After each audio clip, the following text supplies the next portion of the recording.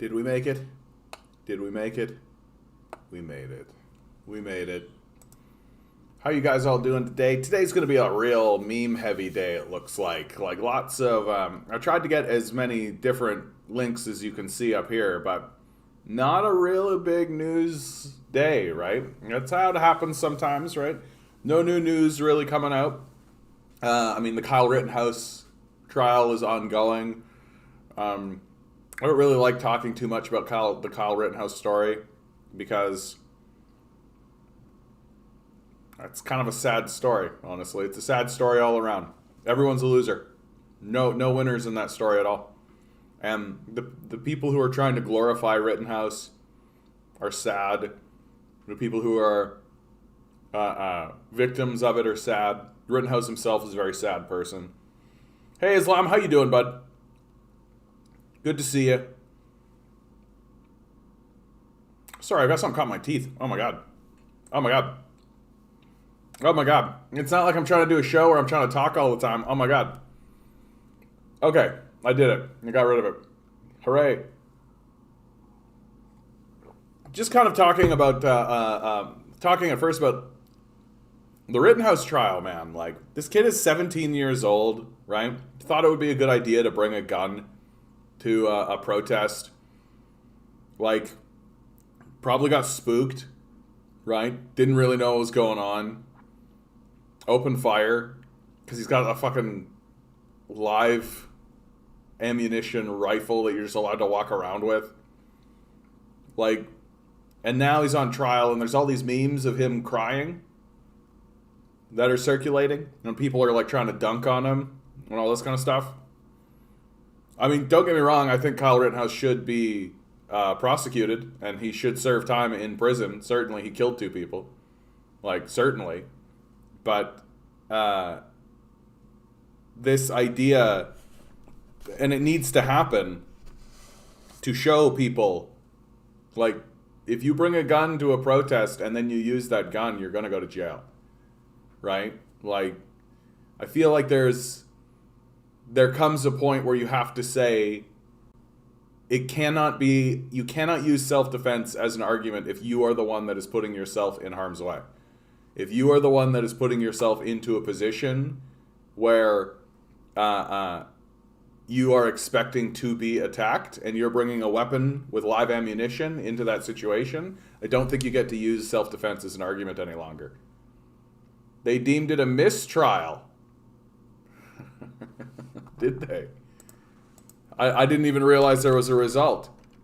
Kyle Rittenhouse result. A mistrial?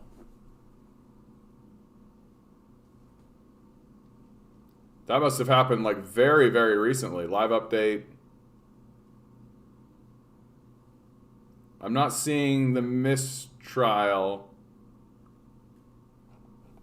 I'm not seeing the mistrial. Mistrial. Defense wrapped up its case. I think they're seeking a mistrial. Did they get it? Looks like they're seeking mistrial, which is fair. Yeah, first thing, Kyle Rittenhouse case in jeopardy as lawyers. Of course they're seeking a mistrial. No. That's not a result. That's not a result. Yeah, it's because he's cis, white, and able-bodied. Exactly. If this guy was a black guy, or like an Indian or something like that, or like a First Nations person, like that, we wouldn't be having this conversation at all. Like, that's absolutely the truth. And like, he is definitely being like glad-handed, right? Like, he's definitely being like, everything's got to be respectful and all this kind of stuff. Oh, I'm so popular. Look how popular I am. Huh. Hold on. Hey, Isabella. Hey, John. How are you? I'm doing well. Just so you know, I am on live stream right now, so everyone can hear you. Yeah. Oh, yeah? Cool. Listen, are you free on Monday? What time? There's an encampment support network protest at noon. Yeah. At City Hall. Then they're going to go to Queen's Park, but they're looking for some speakers. What time? Or sorry, what? I'm not available. I have physiotherapy. What's the location? It's at City Hall, City Hall. So Nathan Phillips? Yeah, Nathan Phillips Square on Monday. At noon. Yeah, that's okay. Yeah. I'm there. You're there? Okay. Yeah. What's it for? All right, it's for the Cannabis Support Network. They want to talk about how the city's trying to download services onto municipalities. Oh yeah. And how municipalities can't afford it. So people are in some municipalities are going to be treated a lot worse than other municipalities, and some municipalities just can't afford to take care of the poor. And, yeah, of course. Like, what's the point of having a federal system? For Christ's sakes, like that's the whole point. All right, I'm there. Yeah. Anything you want to say to the people in the chat right now, Isabella? You've got the ear of the nation. Yeah. Okay. Well, the proof protecting ODSPOW funding next protest will be at Yonge and Dundas, and we'll block Yonge Street from 3 to 5 p.m. on December 15th. December 15th. Yeah, from 3 to 5. 3 to 5, and that's December 15th, you said? Yes. Fantastic. I look forward to it. That's going to be amazing. Because the last protest, the Doug Ford protest, went very well, I thought. Yeah. I think it went really well, too. Any thoughts on doing... Nobody else, and we haven't heard anything from anybody about it. No I know. Media, no nothing from... I know, isn't that shocking? It's something. And I even sent it in Twitter to all the news and everything else, the video. We should go back on Christmas Day again. Really piss off the neighborhood. Well, I don't know. We'll think about that. might be a bit much. All right, Isabella. We're just winding up the defund the police protest. Every Thursday, there is a anti-pipeline protest that starts at Bay and King at 4 p.m. And that's every Thursday. And then they march up to the police headquarters on College. And there's a defund the police protest from 5 till 6. We're just wrapping up now. So it runs till 6:30. So if you're not doing nothing, every Thursday these two protests go on.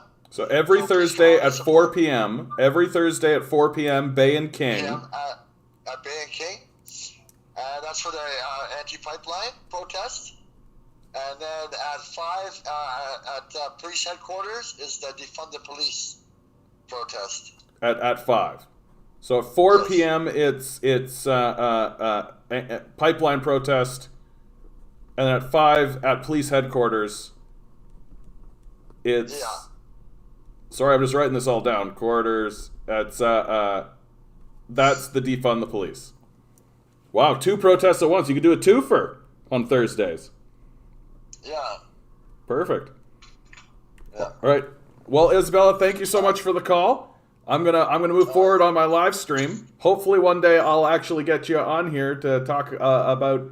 Do you have a moment? Do you want? Those haters just walked by. I posted a video. I took a live stream video of these 2 people saying that they're Christians and Jesus loves you with their signs, and they were in the village. First of all, they just walked by us now.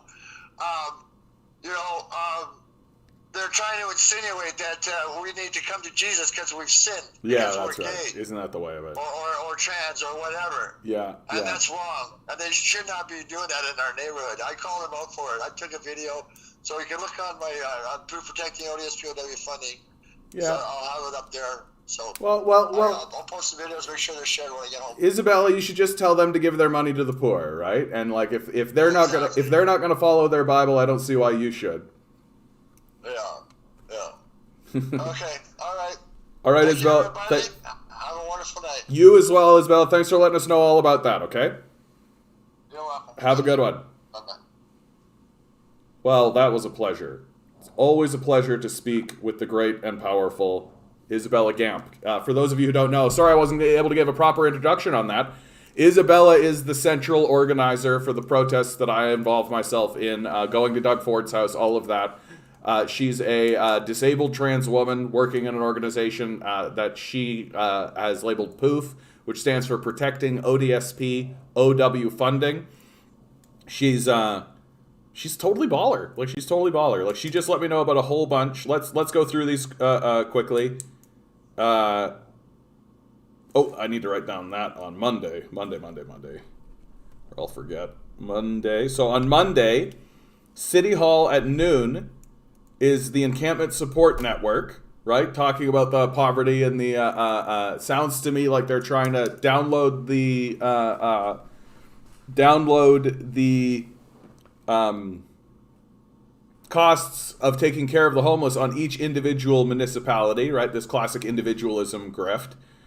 What's the point of having a federated system? What's the point of having a premier? What's the point of having a prime minister if they're not going to spread around financing in order to take care of the homeless people that they're generating with their system? And then Young and Dundas, 3 to 5 p.m., December 15th, that is the Poof protest. Another street blocking protest, looks like. That's excellent. So that'll be the one that I'll be spreading around and letting people know about. Because that's the protest that I think really galvanizes all of these issues together, right? We're protesting poverty here. That's what we're doing. And that's on the 15th of December, 3 to 5 p.m., Young and Dundas. We're gonna block all that down. And then every Thursday, 4 p.m., Bay and King, there's a pipeline protest. And then at 5 p.m., police headquarters, defund the police. I need to start getting a calendar up and running. That's what I need to start doing. And people can call in and let me know what protests are going on. We'll create a whole calendar. We'll do a whole thing. I'm gonna write that down. Calendar. That's something I've always wanted to do. And I feel like Isabella has just given us the beginning impetus of this idea. Because my complaint about protests and things like that happen is that you often hear about protests after they occur, but you don't hear about them before. And it's because there's all these groups that are all over here and doing all their kind of independent stuff, and there's no central organized place where people can go. And certainly the corporate media and the state media is not going to help out with that. So, hi there. I'm going to pick up that mantle and act as a central organizer, or a central informer at least. This protest and that protest and this protest and that protest. Let me know about them. Let me know about the protests that are going on in the world. Because that's how we're going to move forward with this. We're going to take this whole thing over. Right? So good to speak with Isabella. So glad that I'm able to participate in a lot of those protests that are going to be coming up. Next week is going to be a busy week. Any linked protest for the West? Haven't heard anything, bud. If you hear anything, you let me know, okay? I will gladly promote any of that kind of stuff. Young and Dundas. Yeah, it's a loud, powerful place. The heart of darkness. Hey, Demand Better, how you doing, bud? Good to see you. Good to see you. I watched your most recent video, dude. Good work. Good work. All right. So, let's move on to very, very important things. Pick a number between 1 and 10, guys. Come on. This is important. This is important, goddammit.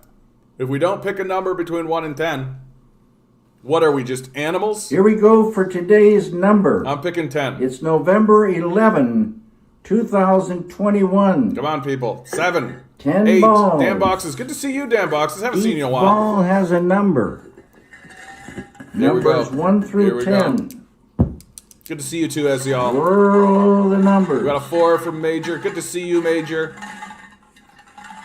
Pick a number. Pick a number. Swirl the numbers. It's my favorite part. Here we go. Here we go. Today's number is... Oh, Major, 4. you're the winner.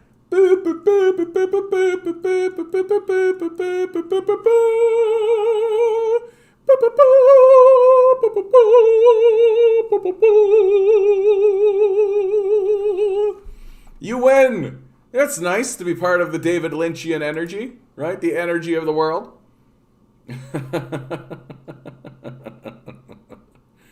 How nice. This is a phenomenon that I think doesn't get nearly enough conversation and nearly enough talk. Yes, exactly. Please redistribute the gains according to class, right? Make sure you share those gains, Major. Make sure you share those gains.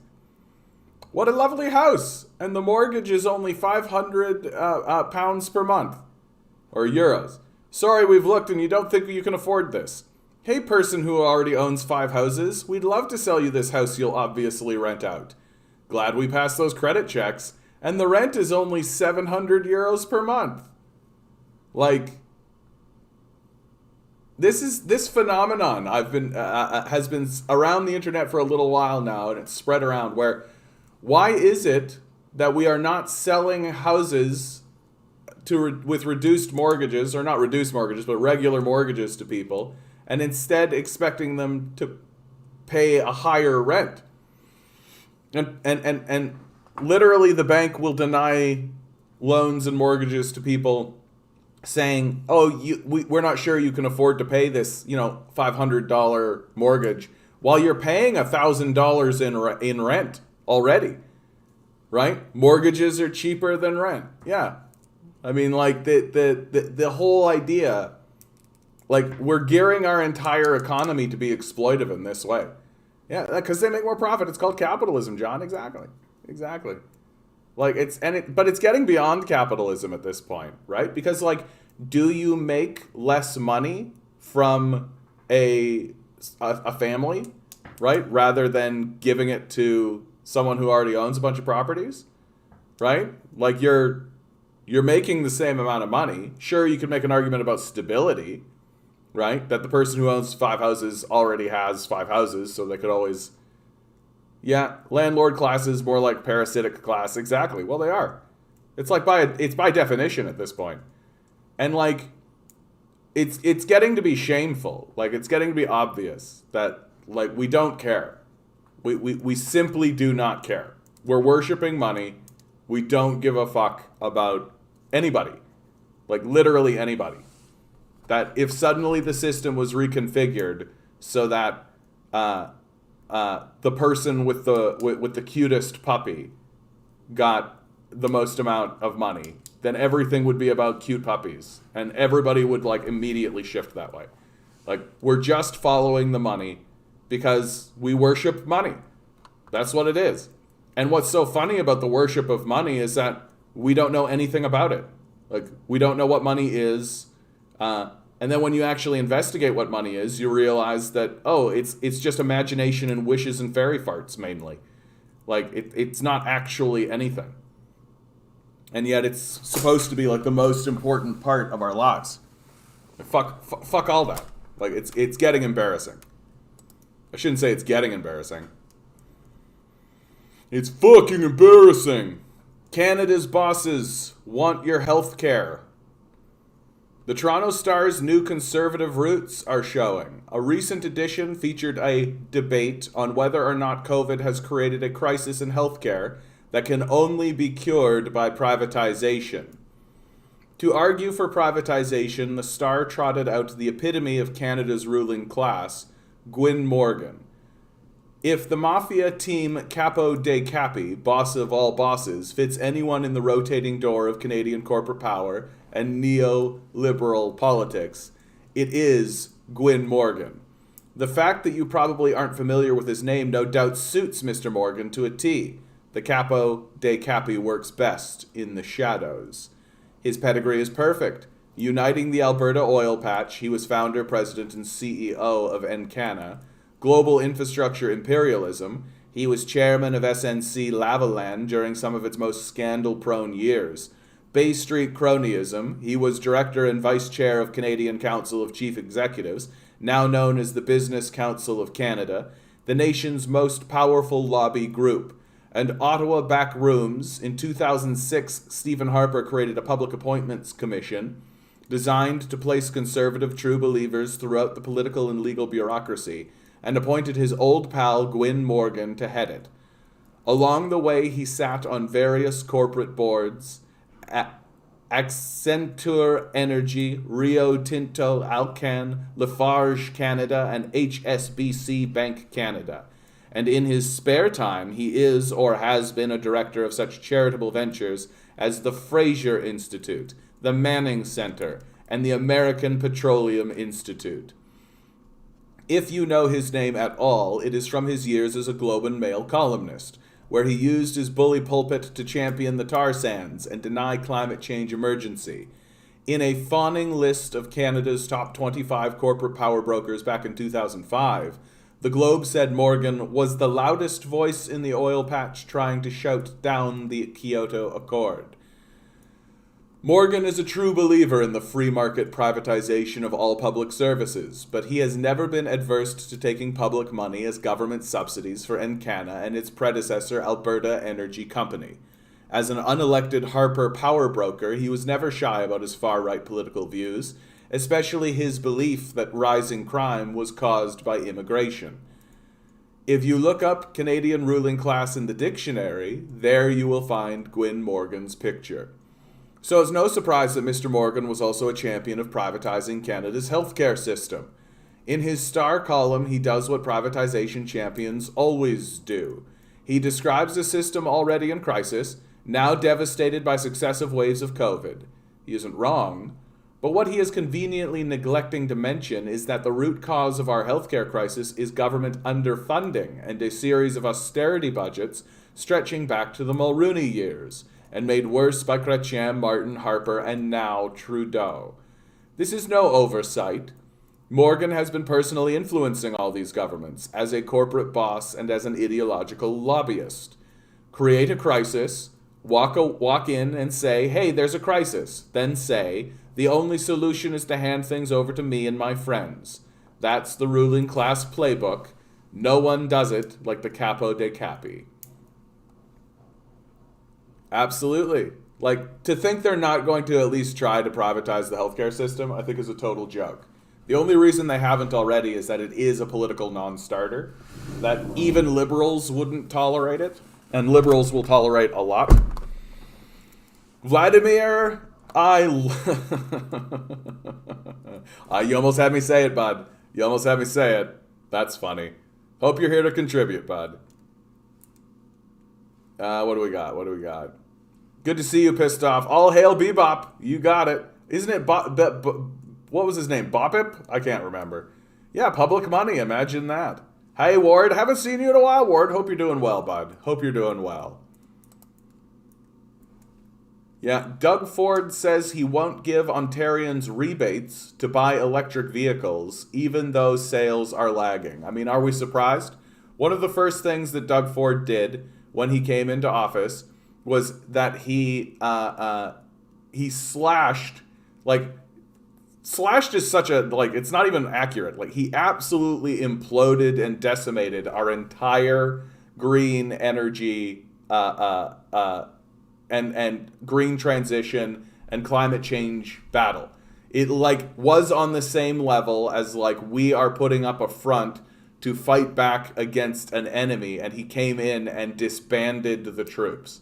Literally just said, the war is over, go home, while the enemy was still attacking. Doug Ford is a fraud, a traitor to Ontario and Canada and humanity. May his name go down in history as one of the most reviled and despicable figures in Canadian politics, simply for what he has done on the climate change file. You don't even need to go into his assault of the elderly and the poor and the disabled and the autistic and his attacks against the lower classes and the working people. You don't even need to go into that to realize how big a scumbag this guy actually is. So it's no shock whatsoever that this old ancient fart of a dinosaur is incapable of understanding that we need to be moving into electric vehicles at bare minimum. You guys know me. My opinion is very, very simply and straightforwardly that we should stop. We should stop doing a lot of this stuff. Forget about transitioning. Forget about doing any of that. We should stop.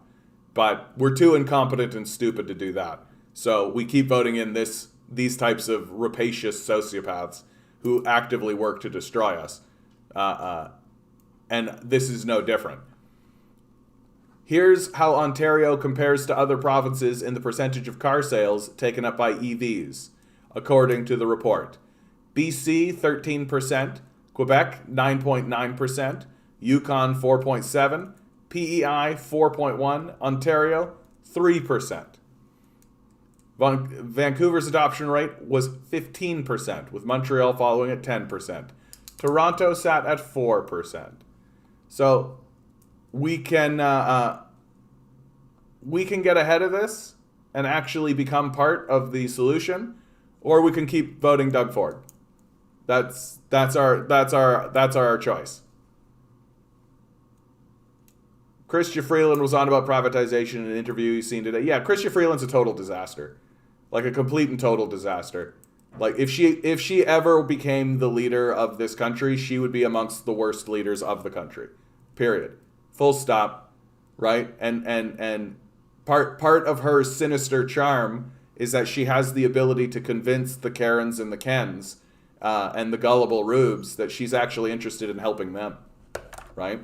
Chrystia Freeland is one of the most sinister figures maybe in Canadian politics ever. Right? Her grandfather was a Nazi collaborator. She has armed and trained Nazi troops in Ukraine. Right? Like, the people who support the Liberal Party and her are despicable.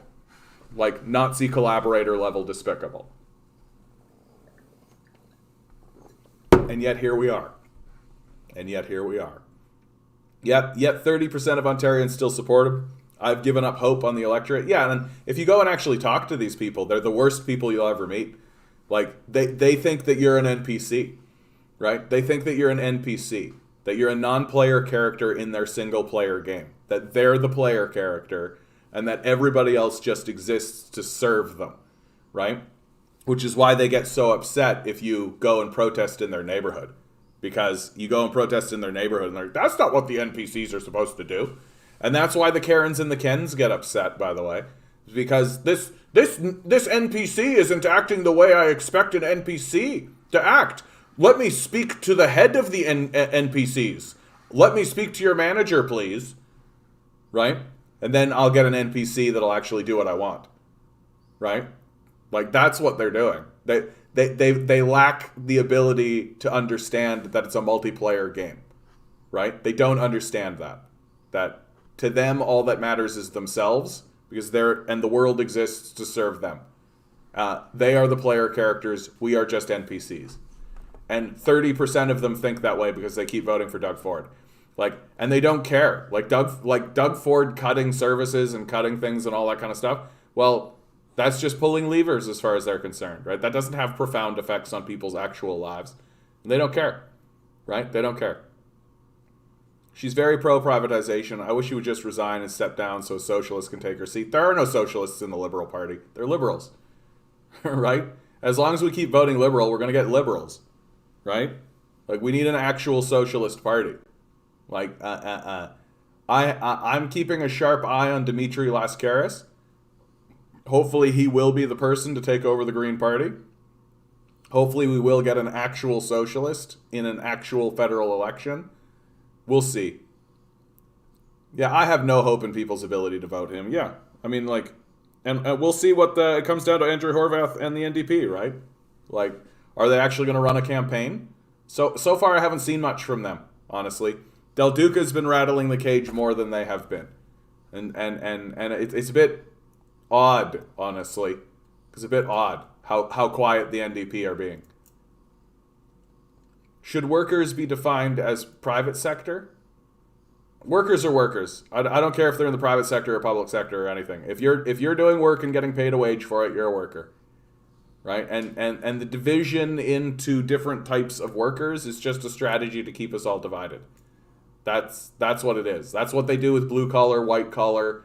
That's what they do with educated, uneducated. Right? That's what they do with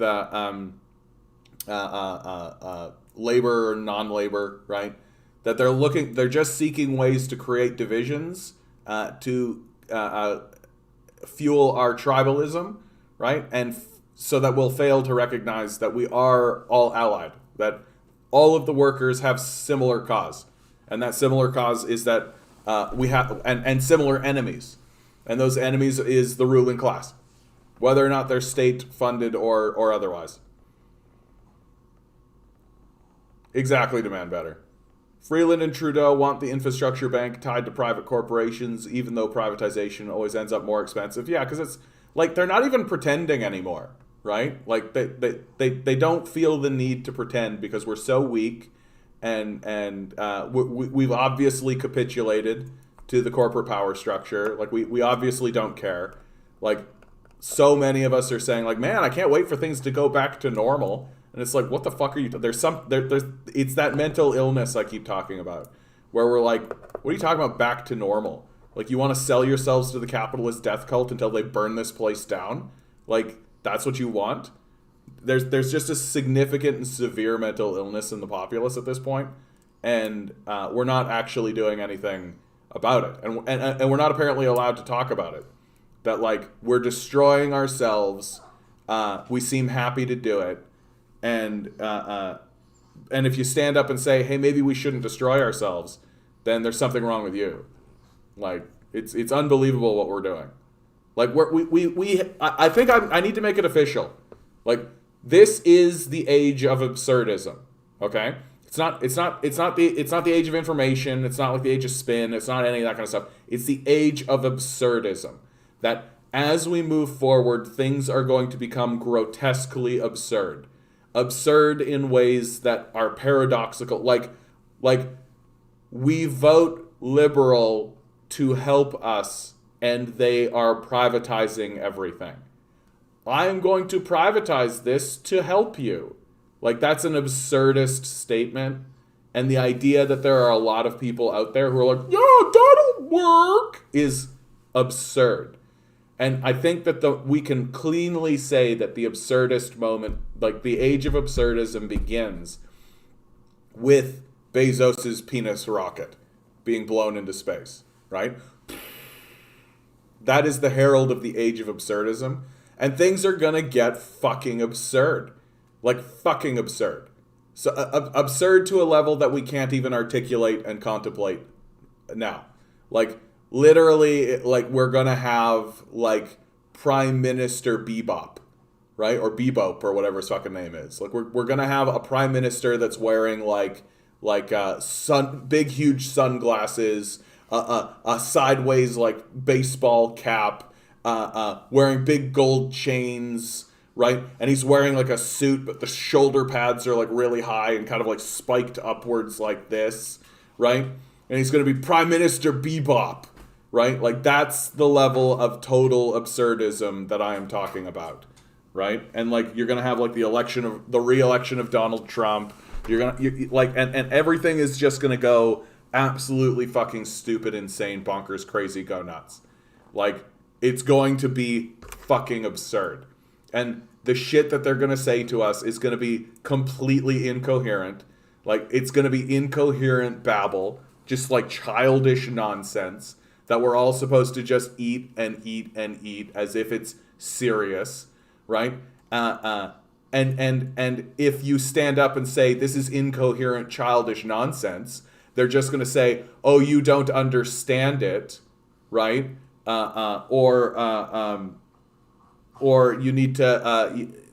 No, they're just going to say you don't understand it. It's above you, right? That's what they're going to say when it's literally babble, when it's literally childish talk. Right? Like what they're like the idea that we'll privatize things and we're going to help you is like babble. It's just childish babble, right? And yet we're supposed to believe it. Jugmeat had a press conference saying he won't cooperate with liberals unless they have a CRB amnesty and halt his clawbacks. Yeah, despite tens of thousands of Canadians messaging them every day for UBI. Yeah, they don't give a fuck about that. It's time to give up on the NDP. Like, it's just time to give up on them. Like, they're not like, Jugmeat Singh is very happy with his position. I don't think he has any illusions that he's going to become the prime minister ever. I think he's happy being the, like, leader of a fourth string party, right? It pays his bills very well. He's done very well for himself. I don't think he has any ambition outside of that. I don't think he cares to push forward for important legislative change. He's going to do the absolute bare minimum to maintain his leadership status within the NDP. They're not interested in actually seizing power or doing anything important. Like, it's time to give up. Like, it's become very, very obvious. Like, in my view, like, you're telling me at this point you're still not talking about a basic income? You're still not talking about a basic income now? Nope, you're done. You're done. Right? It's time to take to the streets. It's time to start voting communist. It's time to give up on the NDP. Right? Unless you're actually getting people together in order to get into the NDP to take it over and run like a leadership convention against Jagmeet Singh to actually get a real socialist in there, the NDP's done. Like, Jagmeet's not on your side. Right? He's happy with his big house, with his paycheck. Right? He's done very well for himself. Right? That's it. That's as far as he's going to go. He's not interested in going farther. It's very clear that that's the case. So, time to abandon the NDP, because guess what? They're abandoning you. I meant someone from a socialist party to take Freeland's seat in Uni Rose. Yeah. Thoughts on the upcoming Cuba protest scheduled for this week? I mean, oftentimes those Cuba protests are propped up by, like, if they're anti-Cuba, right? That's usually what they are, right? Oh, Cuba is bad and evil, is ruled by a dictator, and oh my goodness, all that kind of stuff, right? So that's usually being put forward by CSIS, right? They'll actually have, like, paid and trained people in those protests, right? And they'll bus people in, like, and like organize it with, you know, the money they actually have. Your tax dollars at work. All major parties have been annexed by oligarchy a long ago. It's only getting worse, and they need to be stopped. Yeah, and it's going to get absurd. Like, it's just going to become complete absurdism. Like, literally, like, offices will be surrounded. Like they're like, and we're just not going to talk about the homeless. It's just not going to happen. Yeah, supply chain getting worse, especially for food. They're also cutting off our resources, just not water. Yeah, all of that's happening. Elon Musk just worked so hard today, earning $1 billion by selling stocks. Such a hard worker, yeah. I've heard there will be energy grid issues and blackouts this winter. I mean, that's basically a guarantee throughout the United States. The energy grid is so stupidly designed and so stupidly made, and capitalists have no reason to want to fix up their lines or do anything important like that, right? And besides, it's a good way to convince gullible rubes to keep propping up fossil fuel, right? So instead of saying, like, hey, the reason why the grid is failing is because these capitalists never spend money to repair it, and they just deal with the blackouts as they happen, right? They deal with repairs as they happen because it's cheaper for them to do that. Instead of saying that, they're going to be like, we don't have enough coal. That's what's we're running out of energy, and we need more coal. That's what they're going to do.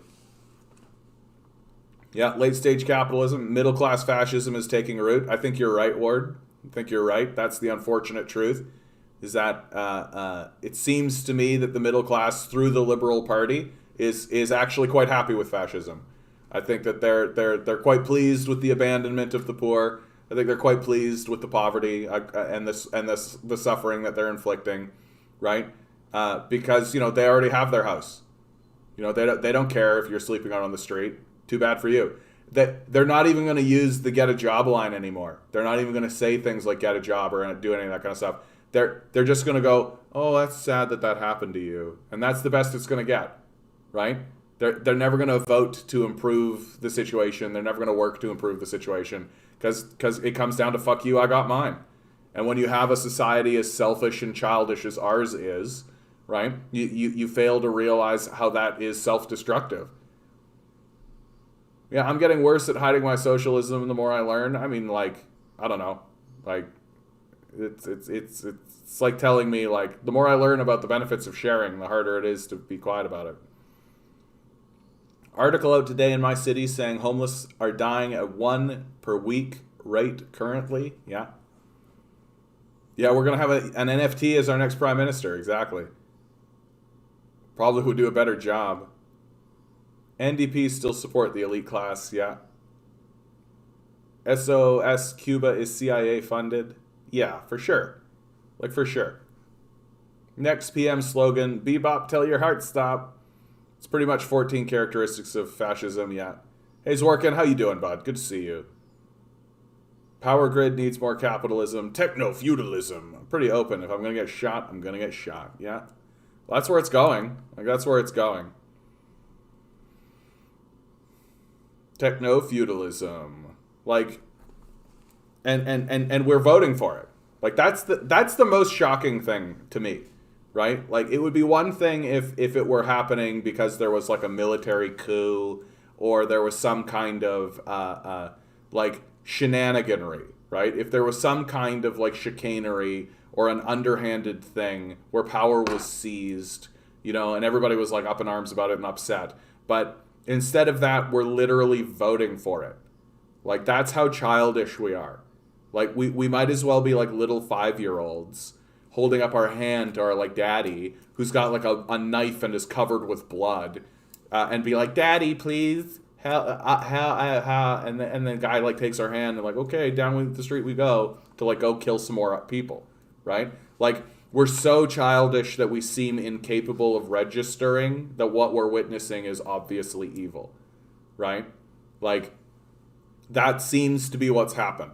That we've been rendered into a state of infantile childishness, where we lack even the capability to understand evil when we see it, right? And it's only after when we've grown up that we have these images and this, like, recollection that we recognize, like, oh shit, like, that's not good, right? That's not good. I think that guy I was walking around with was a fucking serial killer, right? Like, and this, in my view, is the great failing of our democratic model, right? Is that it assumes that the people who are voting have the mental capacity to vote even in their own interests. But we're so childish, and we've been rendered childish, and we've been rendered infantile, that we can't even know or understand the difference between right or wrong. We lack the basic skills to even see what is evil or understand what is evil. Like, that is the level that we are at as a society and a civilization. And it's completely, it's just complete childishness at this point. And it's pathetic and pitiable in a way, right? Like, you want to rise up against the children and fight against them, but you're fighting babies. You're fighting babies. Grown men who are actually babies. 1 second, guys. My dog is, like, looking at his Kong, being like, Jonathan! Milo, there's fucking peanut butter in there. Eat the fucking peanut butter. Eat the peanut butter. Little weirdo. Yeah, our AntiWork is therapeutic for sure. No one wants to work Facebook group is good too. Good. I got banned off AntiWork. They're run by anarchists, and I'm a communist. And so they said to me, we don't want your authoritarianism around here, while they banned me using their authoritarianism. The fact that, yeah, it's gotten popular is so amazing. It's true. It is. Like, and people are scared of it, right? The wealthy classes are afraid of it because they know that that's going to, it indicates the grumbling spirit of the underclass, right? They know how weak they are. This is the thing that I think everybody needs to understand, right? Everybody needs to understand that the capitalists understand how weak they are, right? They understand that if we just showed up at their houses en masse and demanded change, it would happen, right? Because they are actually incredibly weak. Like, their solutions are childish. That's why they've got to use, like, military force and police force, right? That's why they need to maintain this absurdist military presence. This what has to be called an occupying force, right? They have an occupying military force in the police, right? But because they know if it actually came down to, like, what do the people want versus what the rulers want, they would lose handily, and it wouldn't be close, right? And their weakness is, like, this is what's so shocking about about the populace, right? Is that we're just ruled by these like weak, limp, pathetic losers, and we seem incapable of actually just getting together and saying, no, we're not going to be ruled this way, right? We're not going to be treated this way. Yeah. Elon sold $5 billion Tesla stock. Now people think he pays his fair share of taxes. Yeah, and the Elon Simps is exactly what I'm talking about, right? We're so childish, like we are children, and no, there is no worse child than the old child, right? Than like the 65-year-old man voting conservative who is like just completely illiterate and moronic and childish, right? Who's been mollycoddled his whole life and yet tells everybody else to work harder, right? Like the childish and the childishness of our system, like it manifests even in our films and movies, right? Like I was watching something the other day where a fellow was talking about this in regards to Star Trek, right? I remember I would watch like the old Star Trek stuff, like the Star Trek movies, and they had a maturity about them, right? They had an emotional resonance. They were trying to tell good stories about characters, and those characters were acting like adults, right? The new modern Trek movies are for children. They're written by children and they're for children. Like, you're telling me that the captain of the flagship of an empire military, right, acts this way, gets into fist fights with his first commander, right? Like, scream and yell at each other, constantly running around like idiots. Like, this is what you expect this to look like? And and there comes a point where I begin to ask, like, do you expect your military to be acting this way? If your military was acting like this, would you feel safe, or would you think that this is terrifying? Right? Like, and this is what we're being fed as like a surrogate replacement. Instead of asking important like questions about the nature of war or the nature of the nature of civilization, having conversations about how to maintain peace. Instead of that, we're just like pew pew lasers back in time red matter. Like, we're children. We've become children. And the worst of us are the old children. And like the Elon shit is just totally indicative of that. They just look at Elon as like their daddy, right? Daddy Savior will help us. Daddy Elon will save us, right? Like it's this mental illness. It's this infantilism that we've been inflicted with. Yes, I heard his brother also sold 116 million worth of Tesla stock before he announced on Twitter. Sounds like insider trading. Yeah, big shock. He's great because he has lots of money, okay? Especially because lots of that money is based off of like literal slave mines and then government subsidies, right? Like, you'd be a billionaire too if your dad was owned slaves in emerald mines, and then you got subsidized by the United States government. Like, you'd be a billionaire too. Yeah, imagine simping for billionaires when you make $40K a year. Yeah. Are there any enlightened dictators out there? I mean, I don't really like the word dictator any longer. Like, dictator, I have found more often than not when you actually dig in to the system that is in place, it's very rare to have an actual dictator, right? Like, you could make the argument that Gaddafi was a dictator, like but like most of the time, there's an internal democratic structure and a democratic system, right? That like even Stalin, like Stalin was elected. Like there were internal elections. Like they're not. It's this idea that like there's just a dude who has power and everybody just follows him like worship. An infantile disorder, you say. Lenin wrote about that. Do you know where I could find that quote? Do you know where I could find that quote? If not for government policy, we would have been on Mars 20 years ago. even though that's wasted resource. Private industry does not do things more efficient. It's a lie, of course. No, I mean, it's a lie on the face of it. Like, literally, you're going to take something you're already subsidizing, right? Something you're already maintaining, and you're going to add a group of worthless people who do no work. So to pay for the worthless people who do no work, investors, right?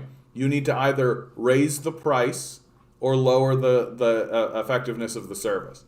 Those are your only options. There is no other option. Why? Because you've introduced worthless people who do no work into the equation, who just take. Like, what do you think is going to happen here? He had to sell stock anyway before he did the Twitter poll, and it's still less than he would pay in taxes. Yeah. More peace, less war. Yeah. Wow, more peace, less war? I can't post links, but do you have do you have like the name of the essay or the book? Communist Senpai. That's what George Washington tried to do. He said political parties would result in fracturing of society and a competition for money of people. Ironic how that turned out, yeah. Like, we are a society that's constantly at odds with one another, right? Structurally. We're structurally fighting one another, right?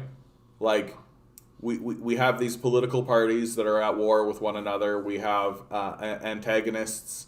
We have owners and slaves, right? And that's built into the structure of the system. So we're always fighting against something, right? We're not actually like working towards a goal as a community. We are our own impediments. We're getting ourselves in our way, and it's structural. Like, yikes. Like, really? You think it's a good idea that we structurally impede one another? Why? Like that's what I hear when I hear people defending capital. It's like, I think that we should get in each other's way and cause problems for each other, and then say that's the best way to do things. Competition breeds innovation, right? Just sloganize it and say it like it's real, right? But when you actually break it apart, you realize what they're saying is, double your workload, get in each other's way, cause problems for one another, sabotage one another, and that's innovation. Like, whoa, yikes, big yikes. There's a reason we're falling behind. There's a reason we're becoming a backwater.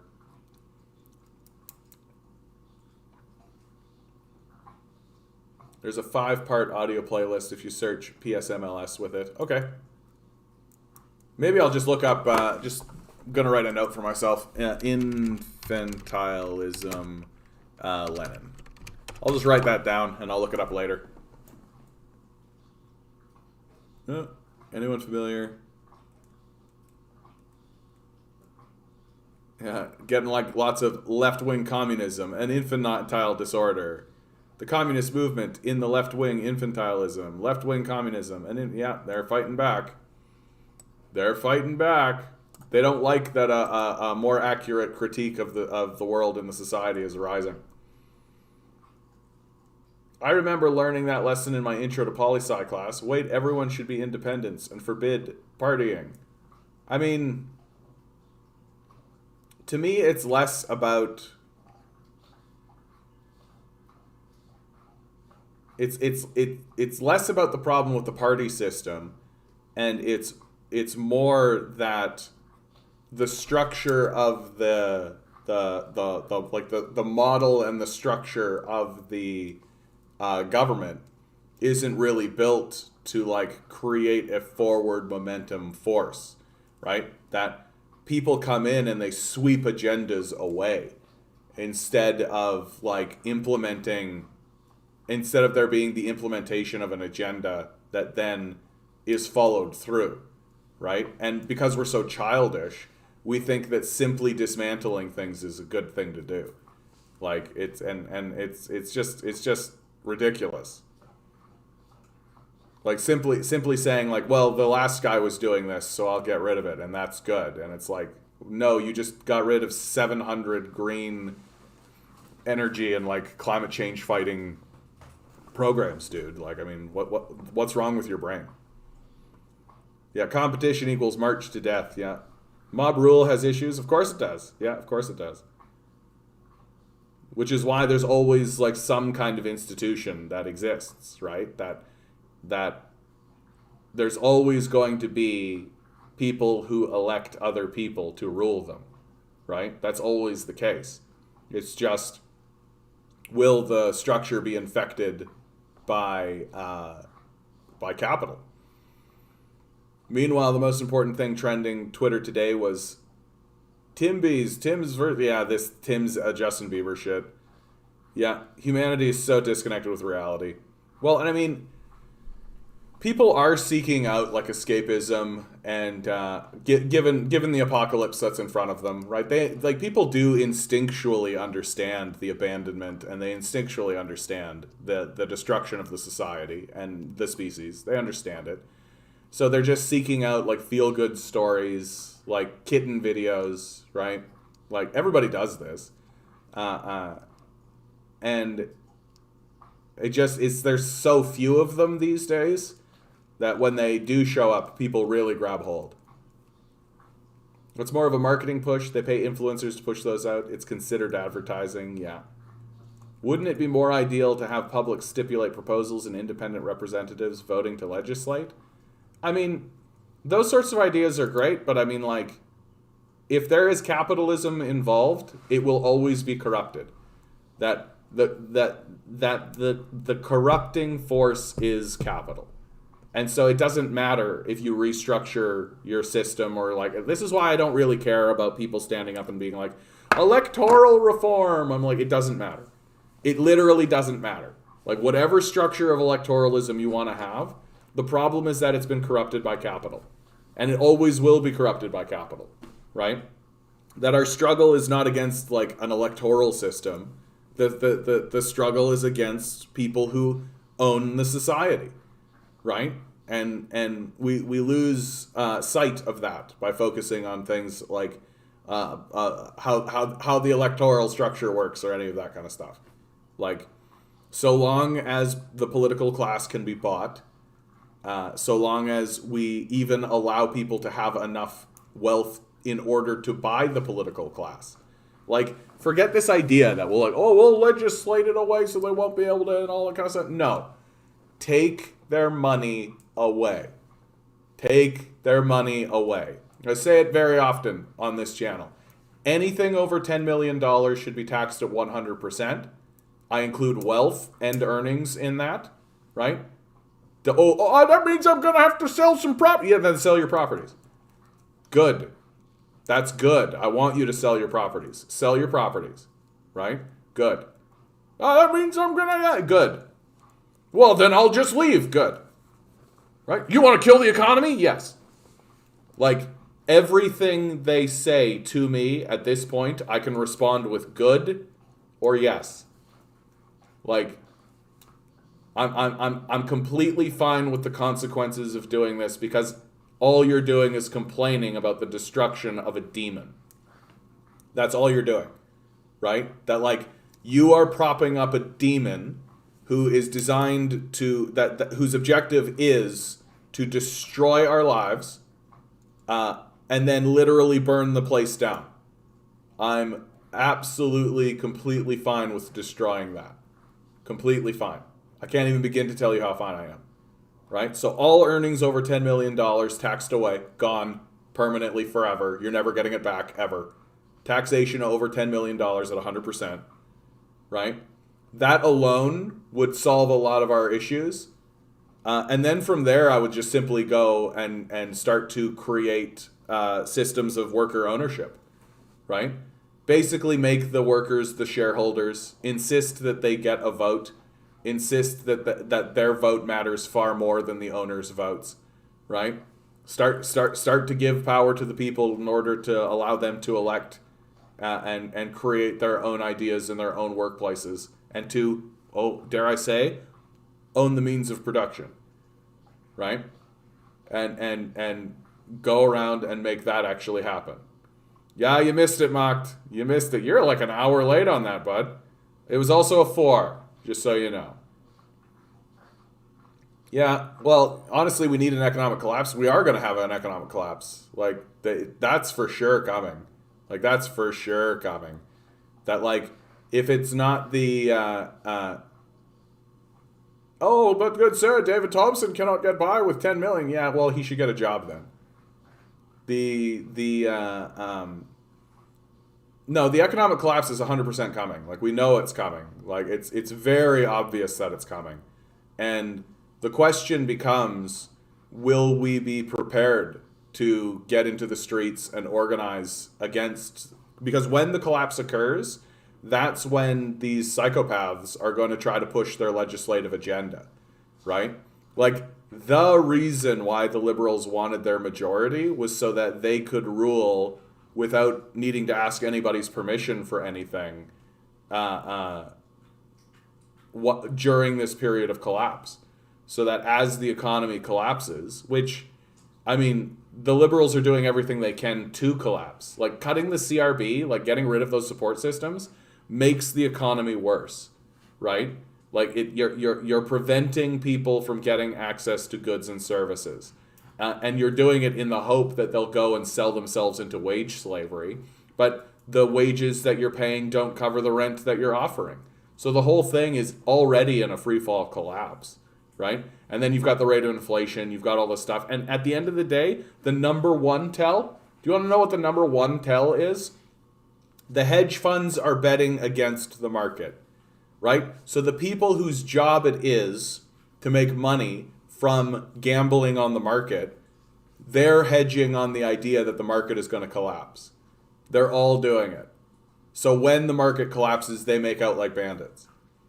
Like, it's, and I mean, they are bandits. Like, what we're experiencing is extraction, right? Abandonment and extraction. That the plan of the wealthy classes is to get as much blood as they can out of the stone and then abandon ship once the blood won't squeeze any longer. Throw the stone away and then just go to like Jeffrey Epstein Island version 2.0.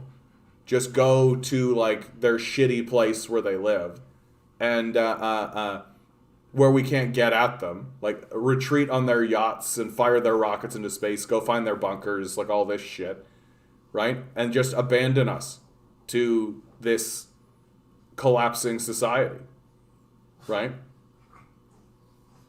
Like, we should be arresting people already. Like, people should be getting arrested already. That's how bad things have gotten. And yet, I can only get like 20 people in front of Doug Ford's house. Well, Evergrande just defaulted yesterday. The collapse might be sooner rather than later. Yeah, I mean, it's coming. It's coming. To pretend like it isn't, like, and I mean, just think about like the Great Resignation, like, and people are no longer participating, right? People are starting to fight back, and like, because there's this misunderstanding of what the economy actually is. Like, clueless boomer types and like clueless investor types, liberals mainly, that they think that they'll just open the doors and everybody will come flooding back in and it'll all be great and all that kind of stuff. Nobody's fucking doing that. And because the economy is people, right? That's what your economy actually is. The economy is people. And if you don't actually have a system to get goods and services to those people, you don't actually have an economy. You have a religious ideology that looks like an economy, right? Yeah, remember when Trudeau campaigned on electoral reform and did nothing? Yeah. Well, he didn't do nothing, but he backed down the second he realized it wasn't going to go his way.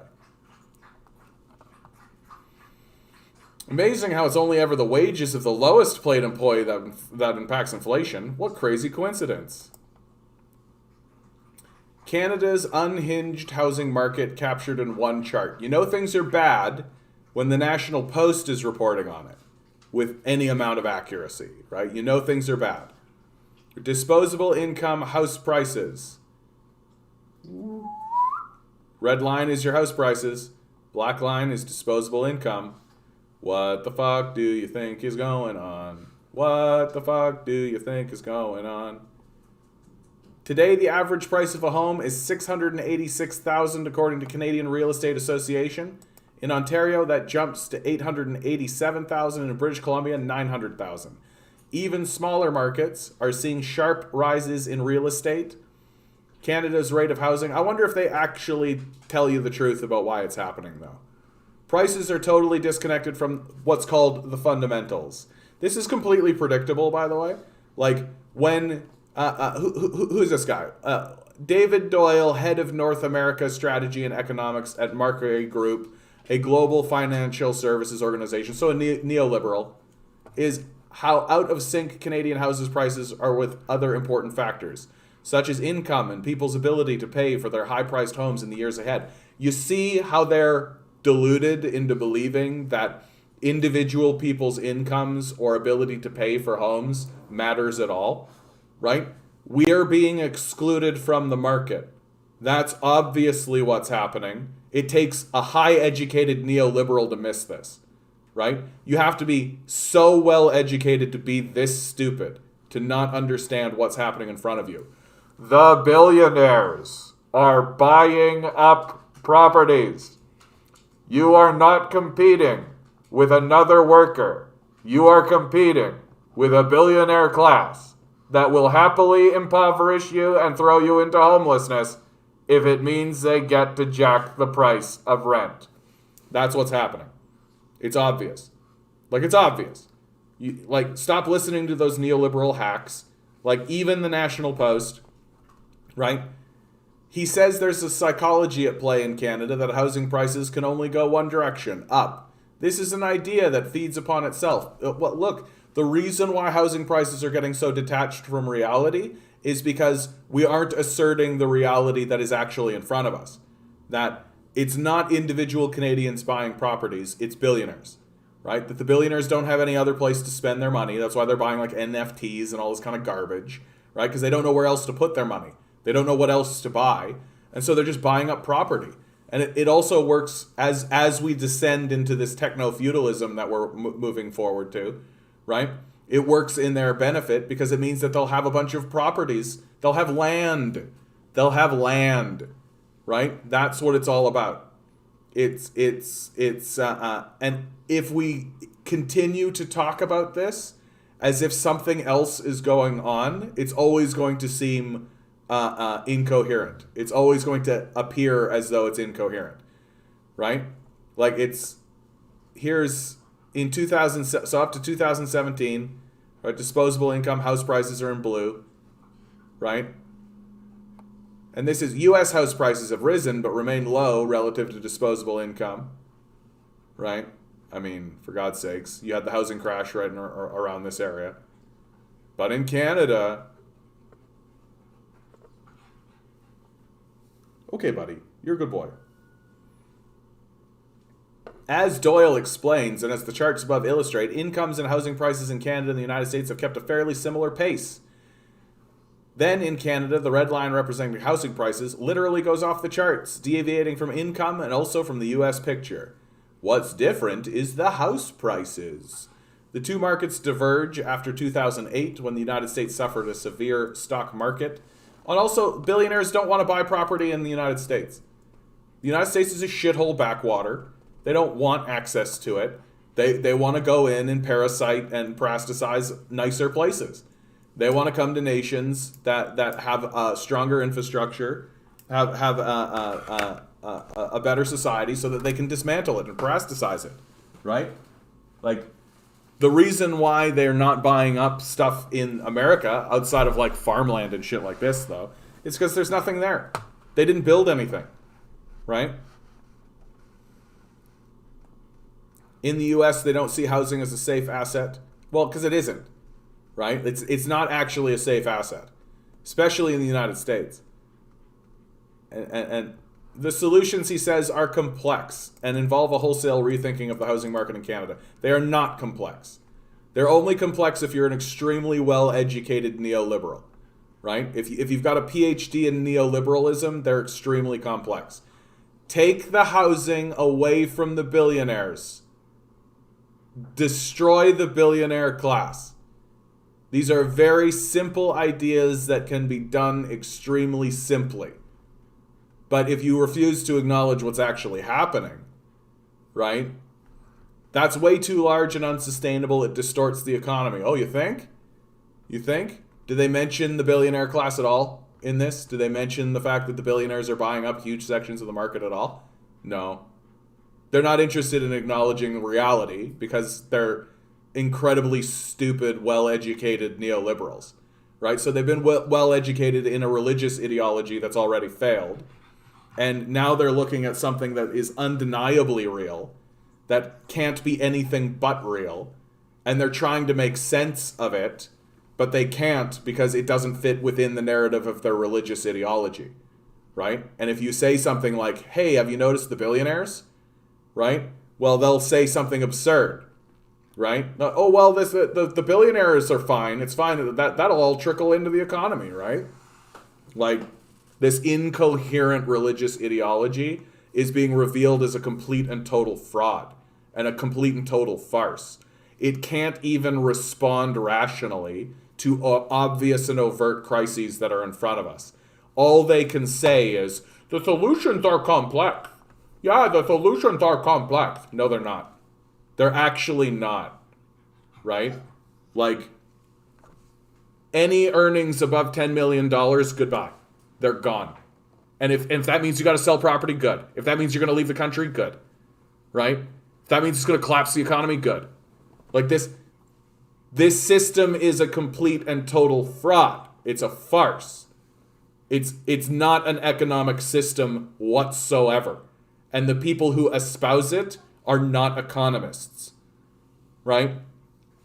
Like if you went to like the Fraser Institute or some institution and you got a big heavy degree in how to smell the difference between fairy farts, right? And then we put you in charge of the national economy.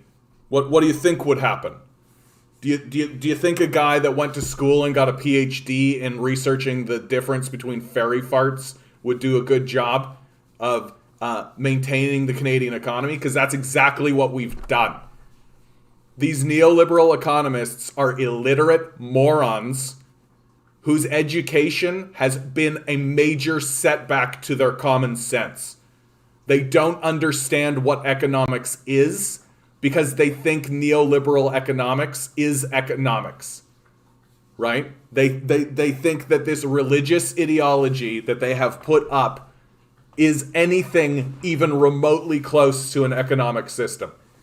That's why they suck and are terrible, and we should ignore them and stop listening to them at all, instead of platforming them in national papers, where they can spew around their religious ideology that has already failed. It's total garbage. Like,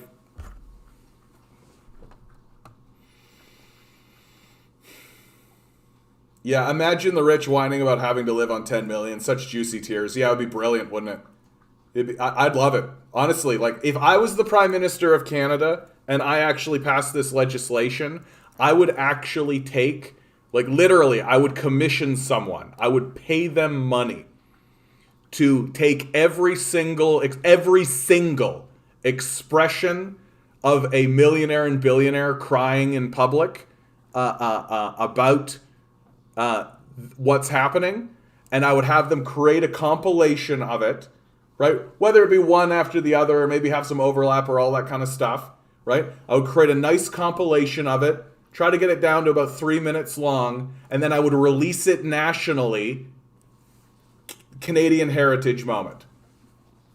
I would 100% do that. These guys deserve it. They deserve to be enshrined and embarrassed nationally forever, ad nauseum, never ending.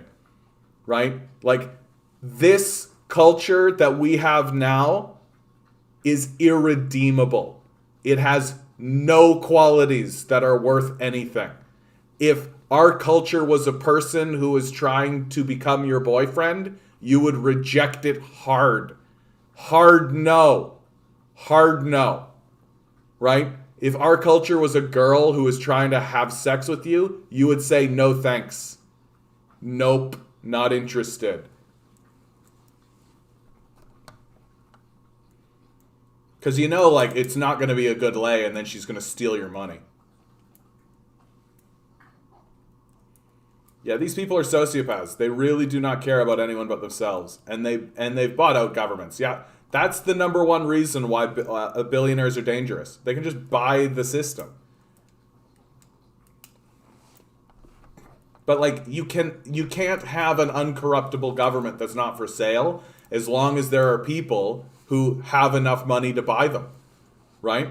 It's an incoherent belief that says, oh, we just need to like restructure the system. No, we need to get rid of the possibility that this could happen at all. It's like the same thing. I've got the same argument with like nuclear bombs. Like, it is an inevitability that one of these things goes off. It's an inevitability, right? And it's probably going to be accidental, right? It's probably just going to be like an oopsie moment because we're not competent. Like, think about how stupid we are as a people, and now understand that there are people in charge of nuclear bombs. Like, it's an inevitability that one of these things is just going to go off on us. Like,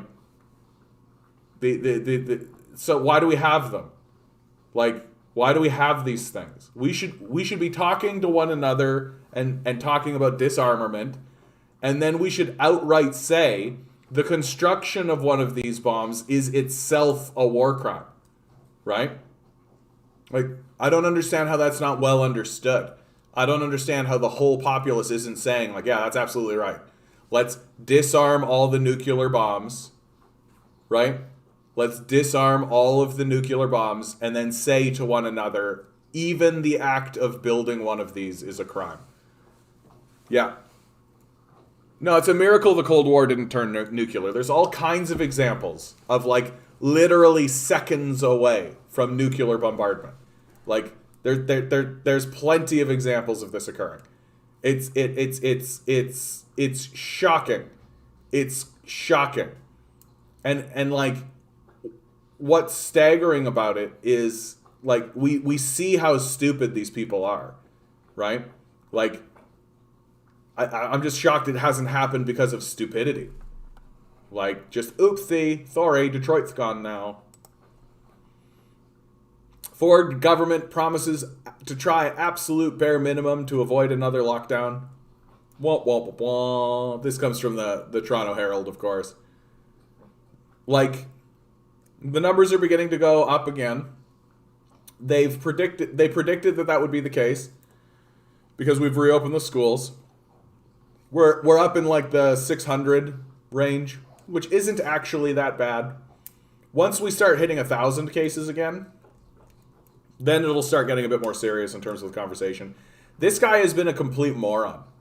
Like, he obviously doesn't give a fuck. Like, he's got major blood on his hands. Like, this is one of the worst premiers who have ever walked in Canada at all.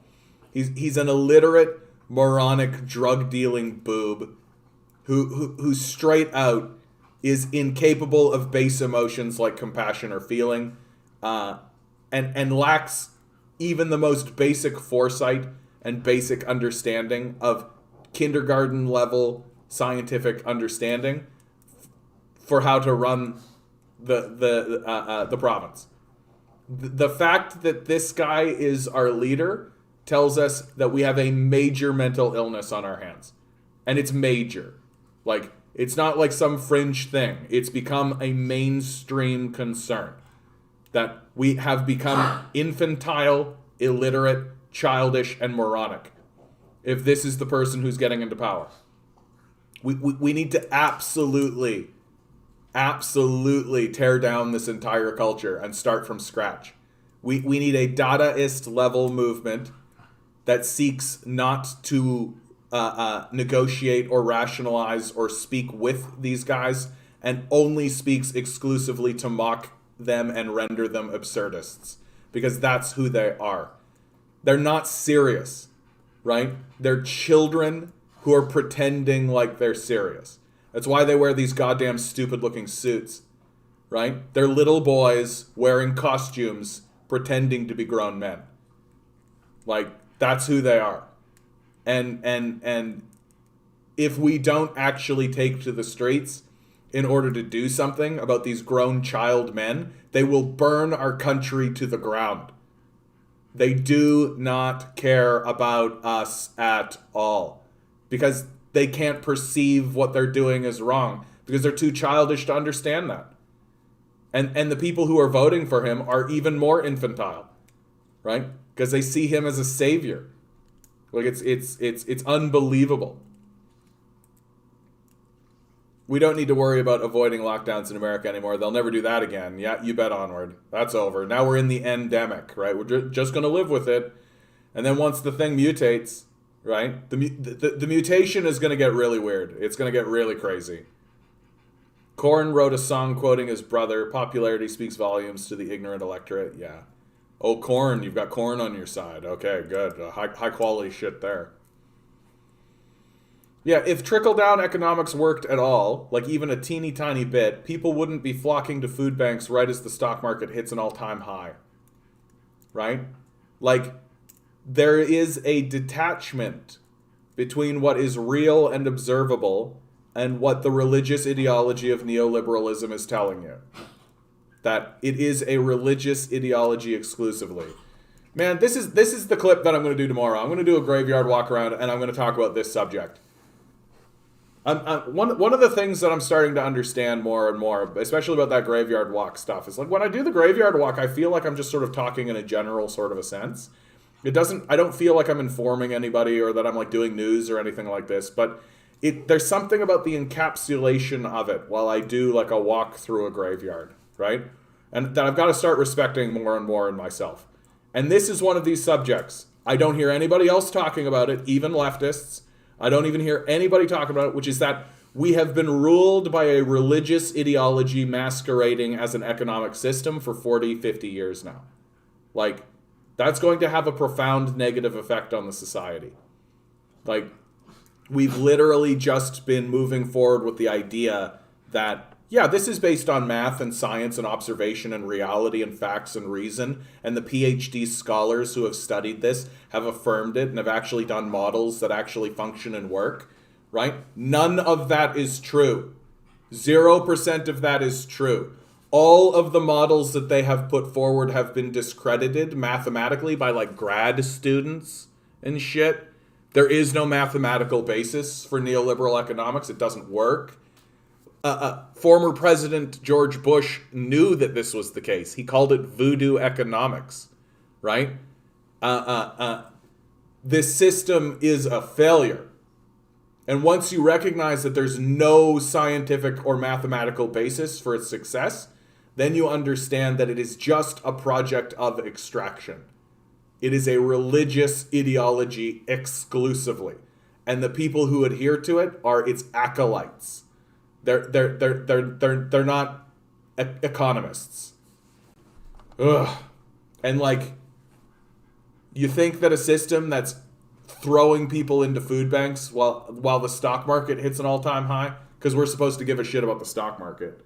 We're supposed to really care about the stock market. So just rich people feelings. Oh yeah, here we go. Lest we forget. Thinking of my grandparents, Michaelo and Alexandra Chomek, they were forever grateful to Canada for giving them refuge, and they worked hard to return freedom and democracy to Ukraine. I am proud to honor their memory today. Chrystia Freeland's grandfather, of course, a Nazi collaborator, right? She's never actually commented in a meaningful way about the fact that her grandfather was a Nazi collaborator.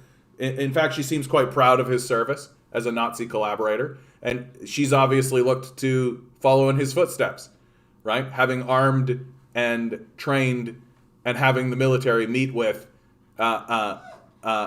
Nazi groups through Ukraine, right? Following forward in her family's legacy. The future leader of the Liberal Party here in Canada, by the way.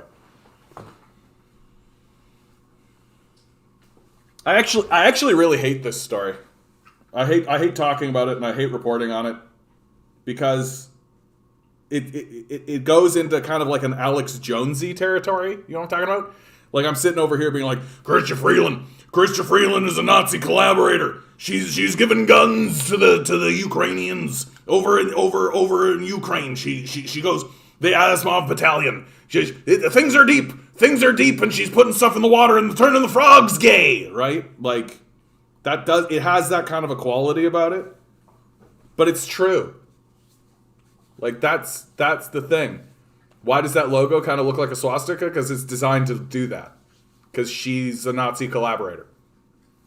Like, and it super blows that no one is actually talking about that. And then there's also leftists who are like, this is just shameful slander. Like, you discredit leftist movements and all. Oh, what a disservice. No. Those are people who refuse to accept and acknowledge the reality of what is happening. That we are beyond, like, name calling here. We are not just throwing stones, right? We're not even throwing stones at the fact that her grandfather was a Nazi collaborator, right? No, dude, this is fake. This isn't the Liberal Party that did this. This is satire. This is satire. I mean, for God's sakes, right here it says proud granddaughter of Nazi collaborator Michaela Shemek, right? And to me, I'm actually not that upset that she has a Nazi collaborating grandfather. I mean, she can't possibly control that, right? I am a bit upset that she's not outspokenly against it. I'm a bit upset that nobody in the press seems to push her on it and force her to actually talk about it.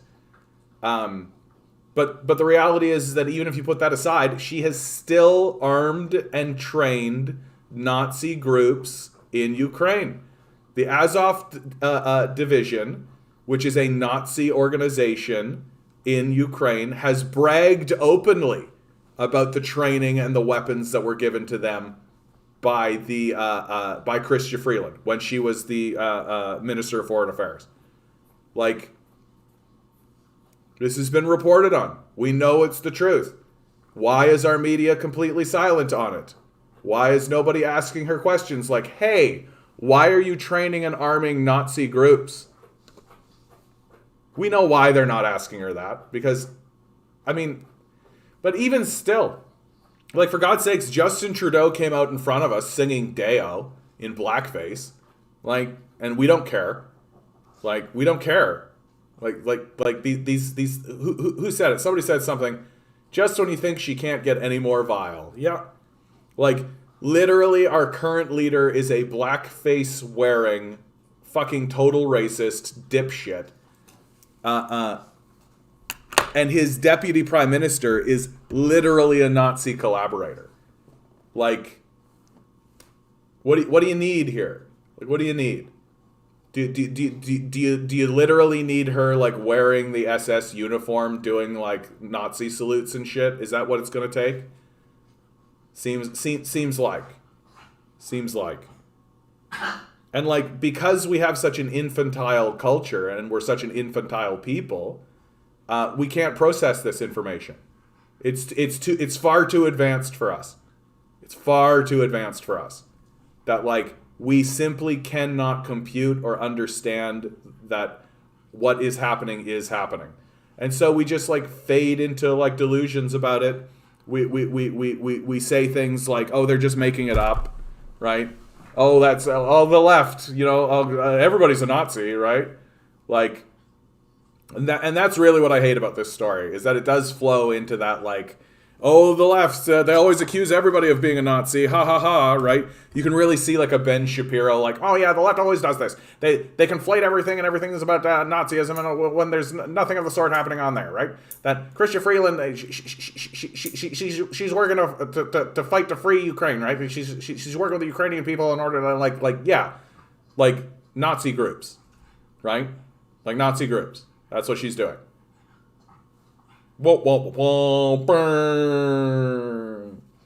Future leader of Canada, likely, by the way, right?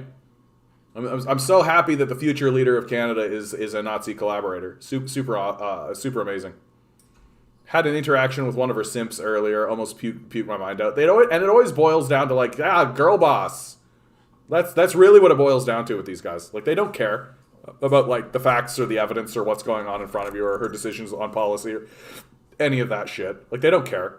They're just like, yeah, girl boss, right? You're just jealous because she's a girl boss. You know, you're just being a misogynist, right? We need more feminism. We've got to do something about this she session. Like, that's where they're fucking at.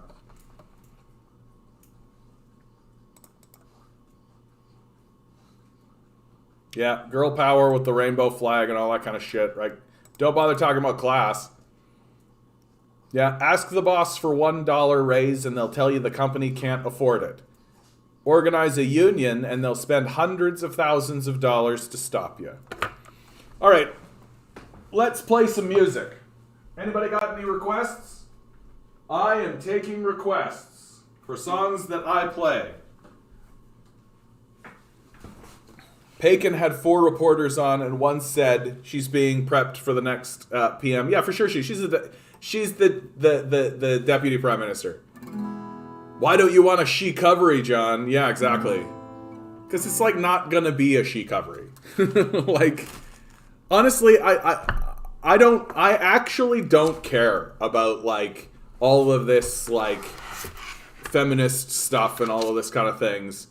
And like all of that kind of like pandering, like I don't mind the pandering, but it's when we have a crisis that's this serious, right? When we have a crisis that's this serious, we should be doing something about it. And when they start saying this she session stuff amidst a crisis, it makes them look like fucking psychopaths. Right? I'm gonna do this one. I need to calm down a little bit, do something a little light. If you guys want to hear any of the songs I play, you just let me know, okay? I really believe that if Willie Nelson sang this song, Grand Ole Opry, in front of the whole nation, it could have a real healing impact. And so that's the energy I'm putting into this. I hope one day Mr. Willie Nelson plays this tune and heals America. I was just a little boy when my mom and dad divorced. I threw my tantrum, cried my tears, I'd keep their vows by force. Now that I'm an older man, I see it had to be this way. My love for them, it still grows each and every day. Time passed me by so swiftly, I could have been a better man. And every day I'm trying to do the best things that I can. And though they're not the people I expected they would be, I love them all the same. I just want them to be free.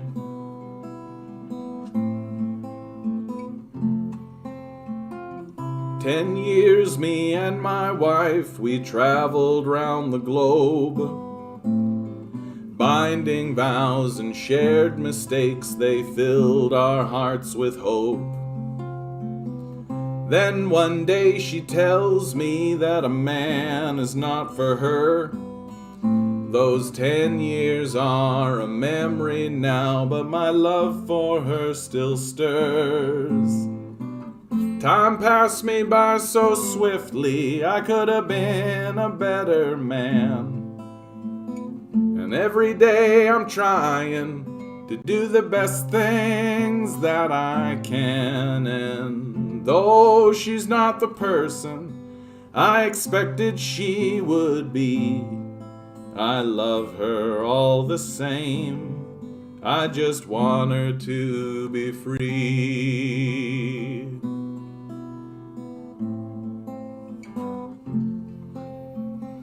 My love had a little girl, a scrappy tomboy type. I watched her blossom like a flower, but she felt not quite right. Then one day she tells me that a man is not for her. No. Sorry, my dog is distracting me. Then one day she tells me she's a young man, not a girl. I picked her up and held her tight and sent my son into the world. Time passed me by so swiftly, I could have been a better man. And every day I'm trying to do the best things that I can. And though he's not the person that I expected he would be, I love him all the same. I just want him to be free. And though they're not the people that I expected they would be, I love them all the same. I just want them to be free.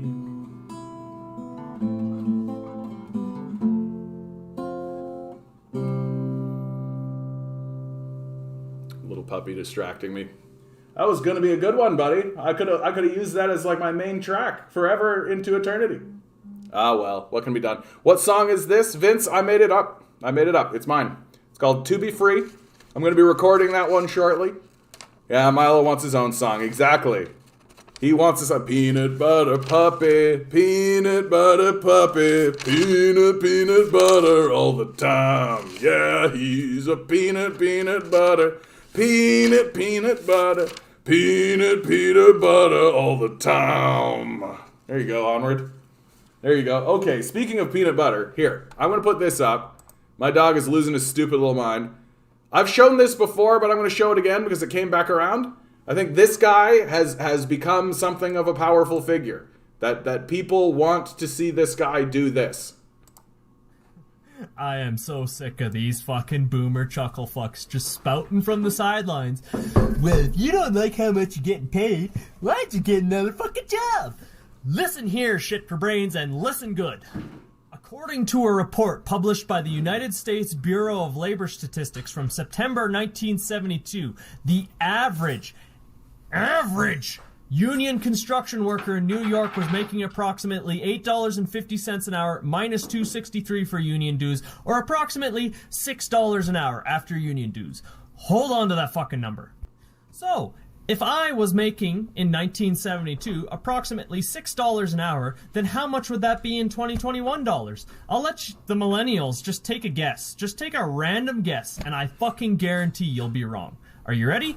3, 2, 1. $39.37 a fucking hour. Now you show me the average fucking construction worker, union or not, making anywhere near this in 2021. I will give you my left fucking nut if you can do it. But oh, it gets worse. So, worse, right? Yeah. 1972, $6 times 2,087 average working hours in a year is $12,500. Can you guess how much that is in a year? If you said 82 fucking grand, I wouldn't have fucking believed you. But that's what it is. 82 grand American. In 1972, I can't even fucking conceive what 82 grand fucking looks like. And this is what the average construction worker, the average, was making in New York. 50 fucking years of fucking bullshit self-serving policy has led to a generation making 500% less than you. 500%. And it's not even the fucking boomers. This shit has been going on for 50 fucking years. If you made 100 grand in the year 2000, then in 2021, you'd have to be making $160,000 to make the same amount of money as someone making 100 grand in 2000. We have to make 60 grand more just to be considered upper middle class. So, when you tell a millennial that they don't work hard enough or that they're not making enough money and it's their fault, fucking look at this and remember that you fucked up and ruined and dragged into the mud an entire generation's economy for your self-serving interests. So, in short, get bent.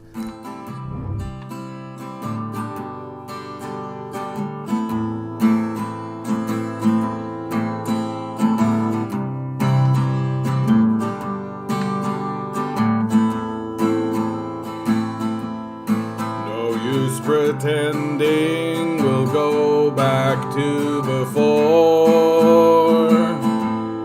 Psychopath nations shatter hard upon the floor. Dumb politicians trick us all with stupid grins. They'll run for cover while we pay for their sins. I'm sad. Everybody let us down. I'm sad. We burn the whole world down. Just keep on working, pay no attention to the smoke. Just keep on working, nobody cares if you're still broke. Just keep on working, come on, what is wrong with you?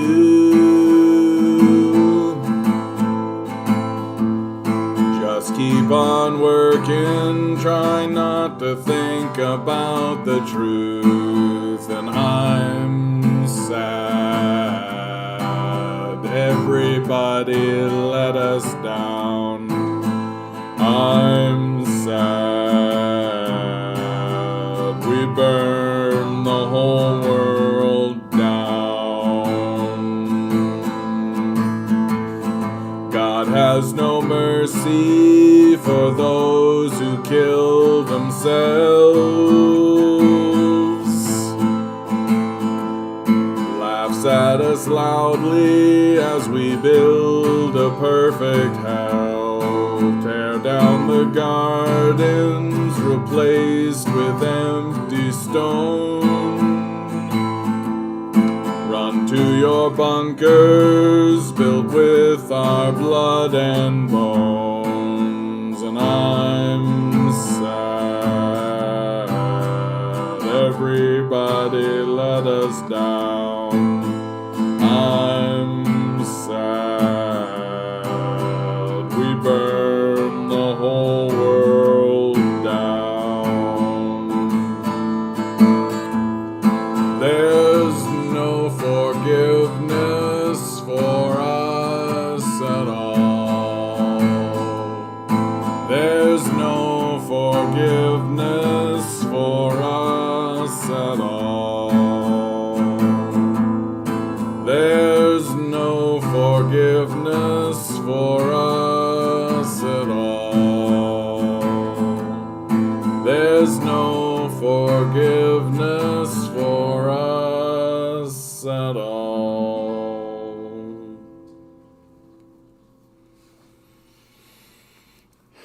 Like, it's total fucking bullshit, isn't it? Have you heard Airport Song by Guster? Airport Song. Airport Song. Guster. Alright, I probably can't play it, but I'll put it over here and I'll give it a listen. Ask the boss for a $1 raise, they'll tell you the company can't afford it. Organize a union, they'll spend hundreds of thousands of dollars to stop you. I'm going to play this one. I'm going to play this one.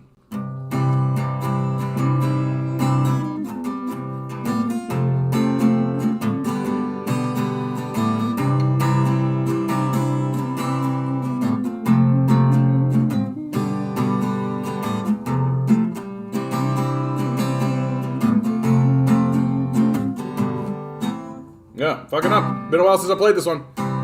These times they are uncertain, of that there is no doubt.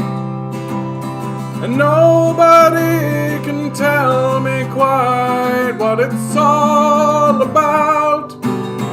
The chaos and the loneliness, the heartbreak and the fear will make even the strongest cry, I wish my ma was here. A young man on a battlefield cries for a rich man's gold. The bullet cracks into his spine, he knows he won't roll. And as the tears come streaming down, at last his mind goes clear. The war was fought for nothing, he cries, I wish my ma was here. A lively story well in hand, a joke to soothe your soul. And when it came to arguing, she'd forgive and let it go. And when I cried, she held me, tells me it's okay, my dear. And as we face these darkened days, I wish my ma was here. And as we march into the streets, as all the righteous do, we'll raise our voices to the skies, they cannot stop the truth. And as we tear their structures down, we'll raise a victory cheer. We made the world a better place, and I wish my ma was here. Yeah, we made the world a better place, and I wish my ma was here. Oh, yeah. That one's for you, Ma. That one's for you.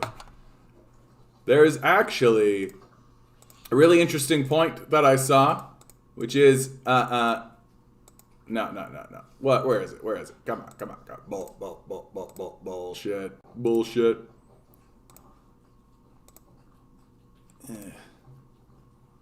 I'm failing so hard. It's literally gonna be the last thing I click. That's what it's gonna be. It's gonna be the last thing I click. Or it's not going to exist at all. Never mind. Fucked up. Yeah, Ontario Liberals plan to cancel Highway 413, build and repair schools instead. Hey, look, it's Liberals doing politics. Where's the NDP? Great question. Where is the NDP? Just asleep at the switch doing fuck all is what they're doing. Right? The classic. Just do fuck all. Right?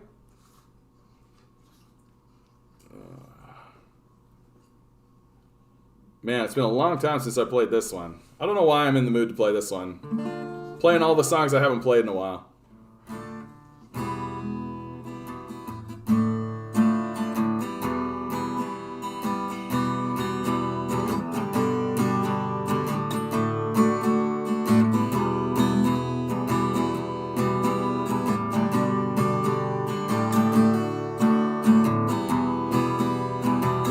Come on, buddy, just take the cash, burn this country out, turn the world to ash.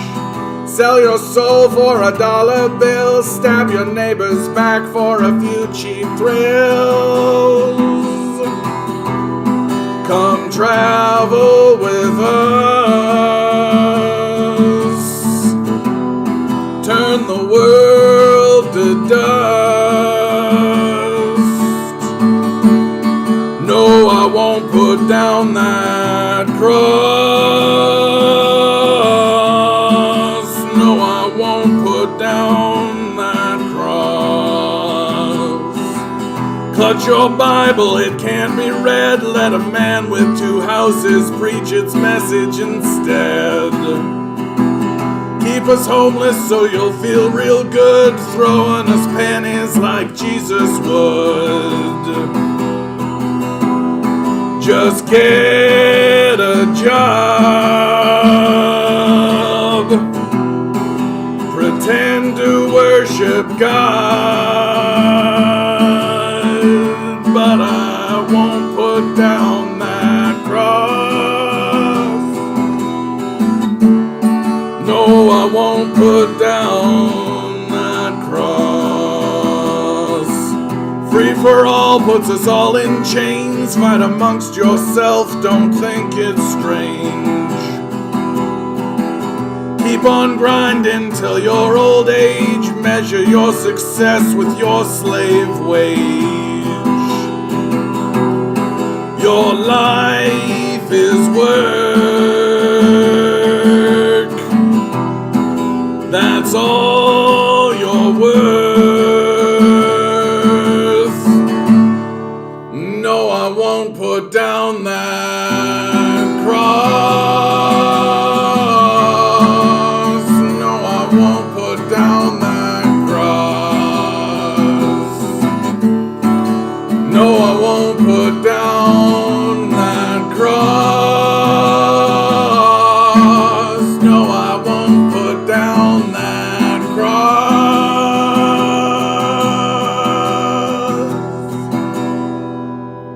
I don't know why I like this song, man. I don't know why I like this song. I like this song. You know what I think I like about it? Is that it defangs... Oh, I missed a verse. Oh, well, that's okay. It defangs the Christian right. It renders them impotent. This single song, in my view, completely renders them inert. That they can't actually... That's such a shame. This verse is so good, too. You know, I'll just play it. Crucified for breaking money's rule. Don't act the fool, you'll never fight back. Drain your blood into our bank accounts. Who cares if you drown? We won't cut no slack. Jesus told the truth. We'll crucify you too. But I won't put down that cross.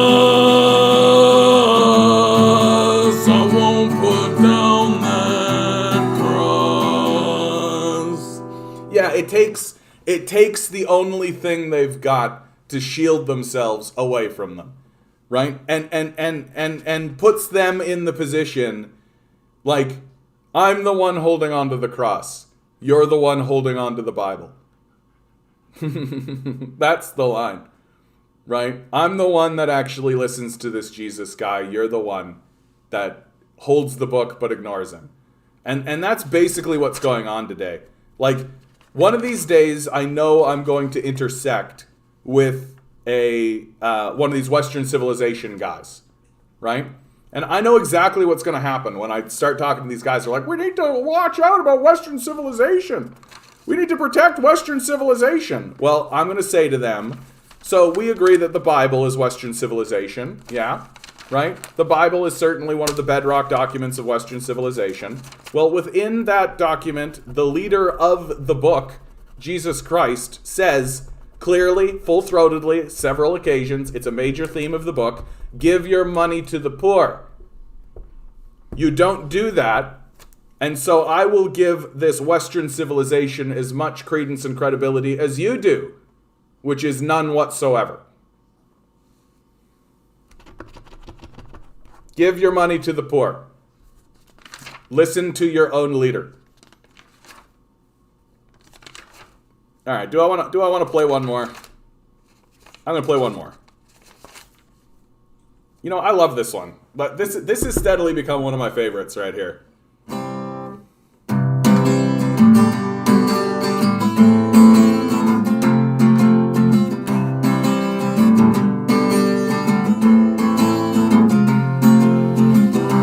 Rich man into space, gotta get ahead of the human race, and we're the lazy ones working at the end of your nukes and your guns, and We don't even care, bring on the doom. Line up this apocalypse, we'll be going soon. God let his chosen ones wander forever in the burning sun. 10 times worse the fate for us. Forget him, worship the dust. And we don't even care, bring on the doom. Line up this apocalypse, we'll be going soon. Baptize us with rising tides. Never let us see what hides inside. And cover our sins with dollar signs. The fire will burn away our pride. And we don't even care, bring on the doom. Line up this apocalypse, we'll be going soon.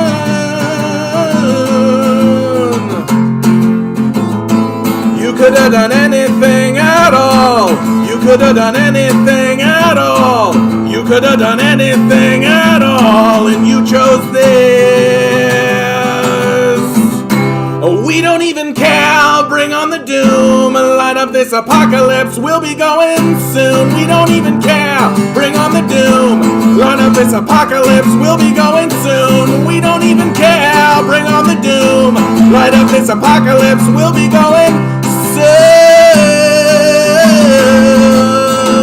Yeah, we'll be going soon.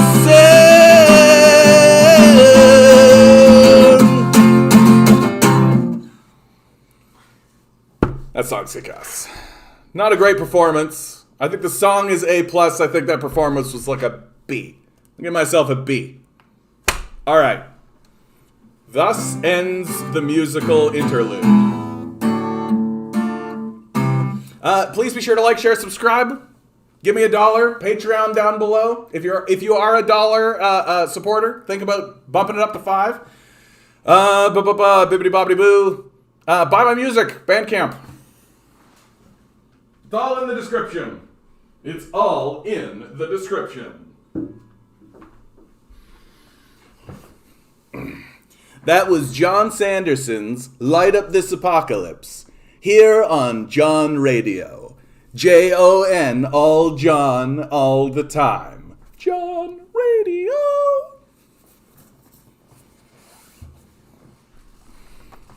Mustachios. The 1%, I love that this Bill Kimbrello, right? Just some dude, and this keeps circulating. Whoops, this keeps circulating. And I love it. The 1% have us so well trained, we're not even demanding a thriving wage. We're so broken and brainwashed, we're willing to settle for a mere living wage. What the fuck is wrong with us? I mean, seriously, we outnumber these people by the millions. And we're okay just subsisting? Flush Congress. Ugh. It goes beyond flushing Congress, honestly. Yeah. Schools and highways, both things you'll have no use for being impoverished, exactly. Well, and it's so like it's so obviously like, I'm gonna cancel that highway so that we can build school, or so that we can repair schools for our school children. It's like Grifter 101, right? Like, it's like the bare bones of grifting, right? Like, we'll give it all to the children, right? Yeah, fuck you. Fuck you. How about that? How about you cancel that highway and you actually implement a basic income? Like, how about you put in some rent controls, right? How about you actually do anything to help anyone for any reason whatsoever? No? Oh, okay. Well, let's enjoy the collapse then.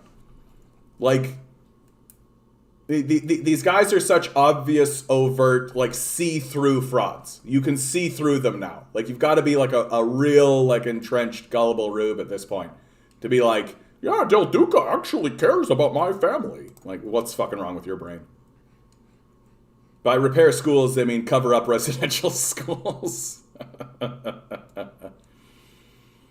I'm glad to see that this is becoming a meme that is circulating forever, and I'm Laura Ingraham. What if we just cut off the unemployment? Hunger is a pretty powerful thing. Bar rescue guy. They only feed a military dog at night because a hungry dog is an obedient dog. Well, if we are not causing people to be hungry to work,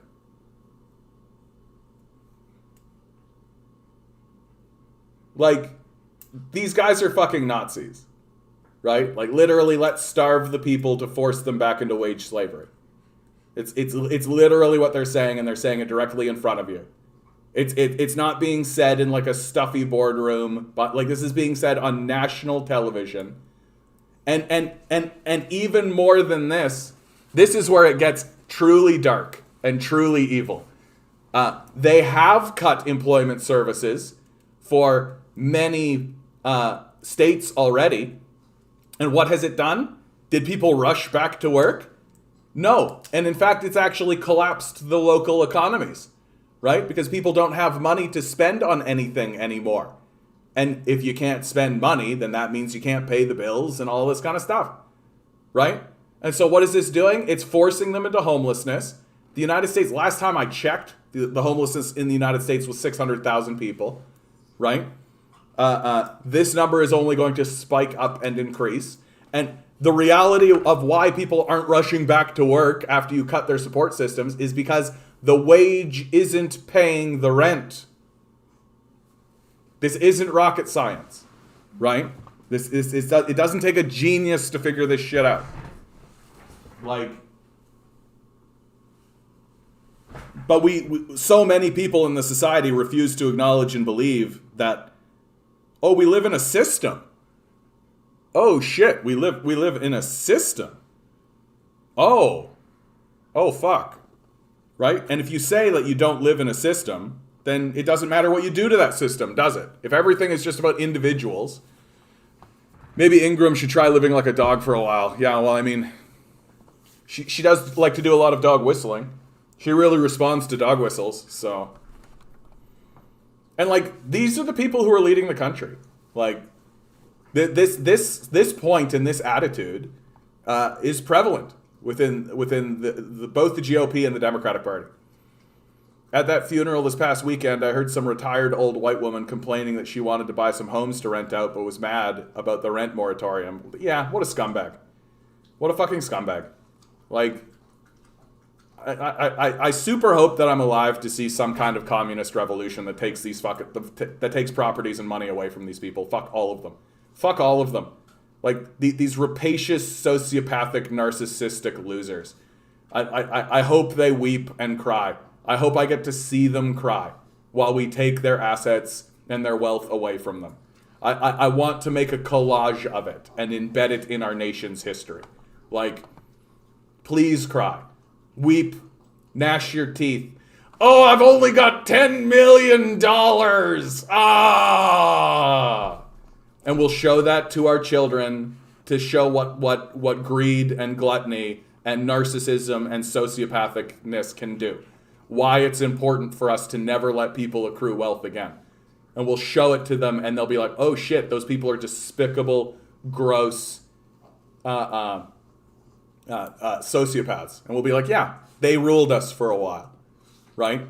Like, at the very least, the stories that we write about these people, like Obama, George Bush, Mulrooney, Trudeau, all of these guys, like, they are the villains of the piece. No doubt.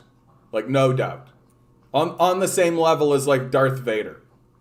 Like, the reason why our storytellers suck now, right, is because the stories that we would actually like involve showing the people who exist right now as they are. Like, Jeff Bezos is Lex Luthor. It's not difficult to create a Superman story, right? Like, DC has been talking for a while now how they're struggling with making a Superman story. And I'm like, really? You're struggling with that? Like, Jeff Bezos is literally Lex Luthor. Like, he's here. Like, we've manifested him. I'm not going to be surprised at all if suddenly, like, some superhero type god shows up. I'll be like, oh, God, guys, it all makes fucking sense now. We're in a Superman comic. Oh, shit. Damn it, man. Here I was thinking this whole time that we were just living in our own universe or any of that kind of stuff. No. There's Lex Luthor. Superman's here. We're in a Superman comic.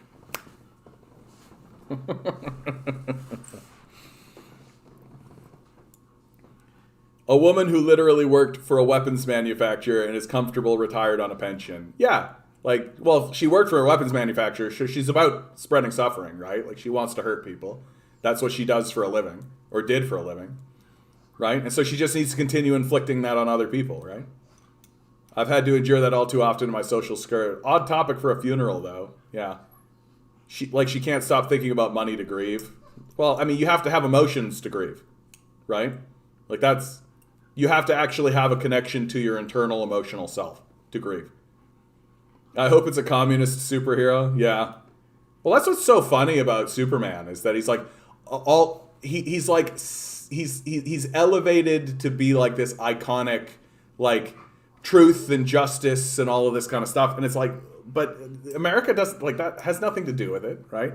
Like, I actually think that the person who nailed Superman the most was Frank Miller when he wrote The Dark Knight Returns, right? That the only way Superman would be permitted to go around and work on behalf of America is if he was a lapdog, right? Like, he's not interested in actually, like, buddy, what are you whining about? There's so much peanut butter in here, dude. You're such a whiny, greedy little pug. Ugh.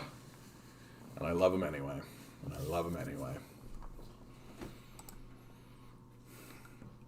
So, New York Times article, Americans are by many measures in a better financial position than they have been in many years.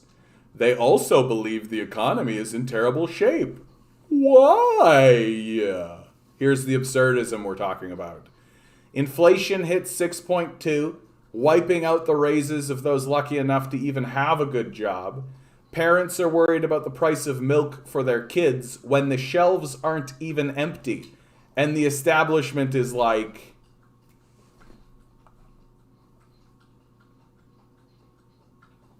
but the line went up.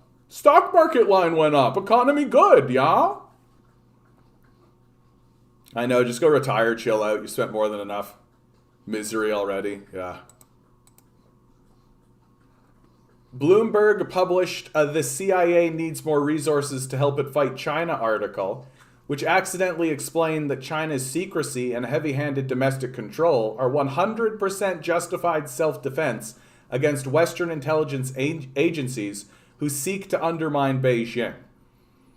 From Peter Martin, a lack of top-tier intelligence on Xi Jinping's inner circle is frustrating senior Biden administration officials, according to current and former officials who have reviewed the most sensitive U.S. intelligence reports. So literally they're just admitting that they don't know what's going on, right? Which is a massive success for China.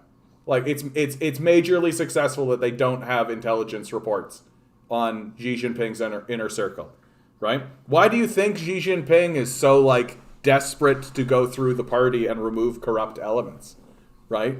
Like, he was elected first of all on a platform of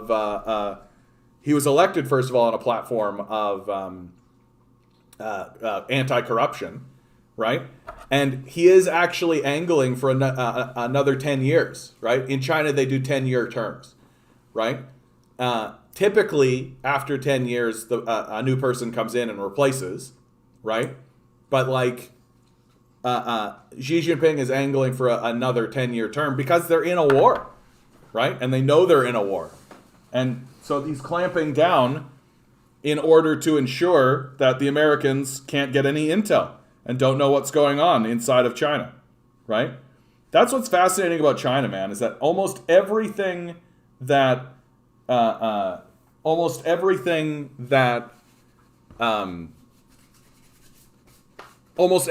Americans know about China is what China wants them to know.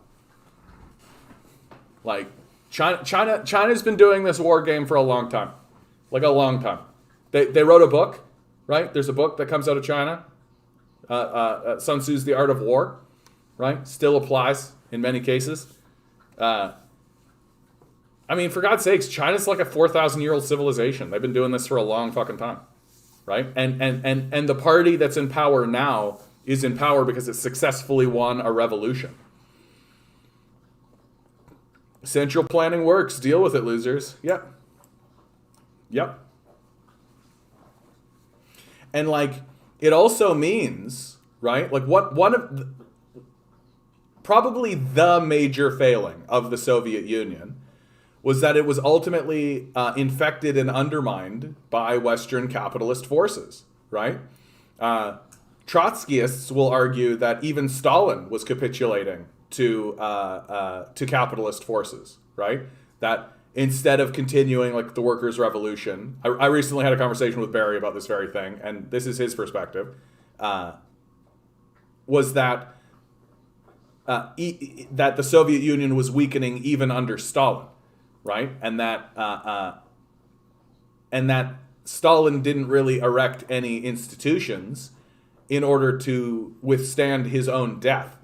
And so when Khrushchev comes into power, right, and then Gorbachev, they both are so pro-Western and so pro-capitalist that the Soviet Union is doomed. And which is certainly the truth, right? I think that's uncontroversial, right? Like, Stalin is a controversial figure.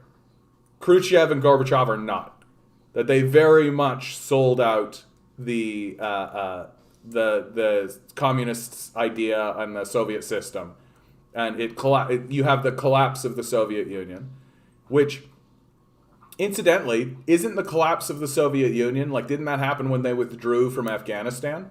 So if the Americans withdrew from Afghanistan, does that mean it was the collapse of the American empire? Boom, boom, boom. So what's up with Afghanistan, eh? Like, why is Afghanistan like the center of all things? Yeah, anyway. So and the Chinese are really, really aware of this, right? They're really, really aware that we can experience an internal coup. Like, how do we know that that's possible? Because that's exactly what happened to the Soviet Union, right? That they experienced a decline in their power because of their capitulation to Western capitalism. Which is exactly why when Deng opened things up to Western capitalists, people were like, there it is, there's the corruption, it's coming in, it's the end of it. But now you've got like Xi Jinping, who's standing there being like, yeah, we had Western capitalism come in for a minute, that was great. We're taking control. Like, we own this place, it's China for Chinese people, right? We're gonna do it. And because they're unable to get any intelligence whatsoever on Xi Jinping's inner circle, well, they don't know what's going on, right? And it's just going to keep making the United States more and more of a backwater. Like, they're literally not going to know what's going on in the world at all. Like, at all, right?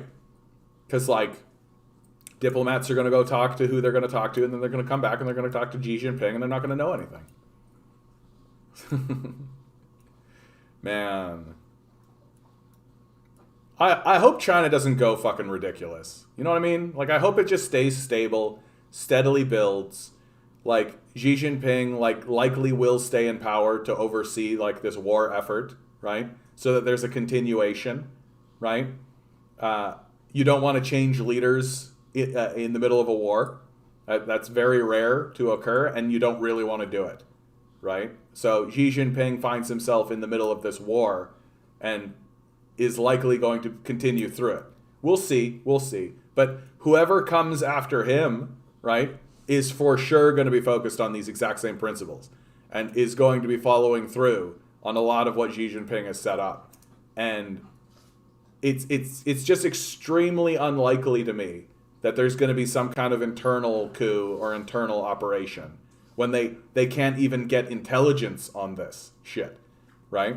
Like, they're not going to implant somebody in the Chinese system to overthrow and take over the system or any of that shit. That's not going to happen, right? And they can't, like, launch a military attack against them. So what can they do? What can they do? And even more embarrassingly than that the United States has lost control of the billionaire class. And so the billionaires, like, they're going to invest where the money is stable, right? Which is China, right? They're not going to invest money in America. America is an unstable shithole that's about to go to war with itself. Like, they're not going to invest their money there. Like, they'll have, like, they'll buy assets and shit, but they're not going to, like, build anything. Like, because the oligarch class doesn't give a fuck at all. and China will happily take its money. You say on your iPhone, which was made by publicly funded government programs, and I love this. Like, iPhone is capitalism, and I'm like, literally, like, no, the iPhone was made by labor, right? Labor made the iPhone. The people that mined it were laborers. The people that mined the resources, the people who put it together, the people who invented it, all of that was laborers. Then a capitalist comes along and just steals the surplus value of all their labor so they don't have access to it. Like, socialism means no iPhone. Like, fuck. Oh, this was what I was looking for. Do you ever stop to think about how strange it is that they took Woody Guthrie's song, "This land is your land, this land is my land," removed the parts that made it about socialism, and had the gall to make every child exclusively learn and sing that version? This blew my mind as a kid, and it continues to blow my mind to this day. Yeah, it's how capitalists co-opt things, right? Oh, this song is incredibly popular, but let's just sidestep all the shit that's anti-capitalist. Searches for how to send a resignation email rose 3,450% on Google in the past 3 months.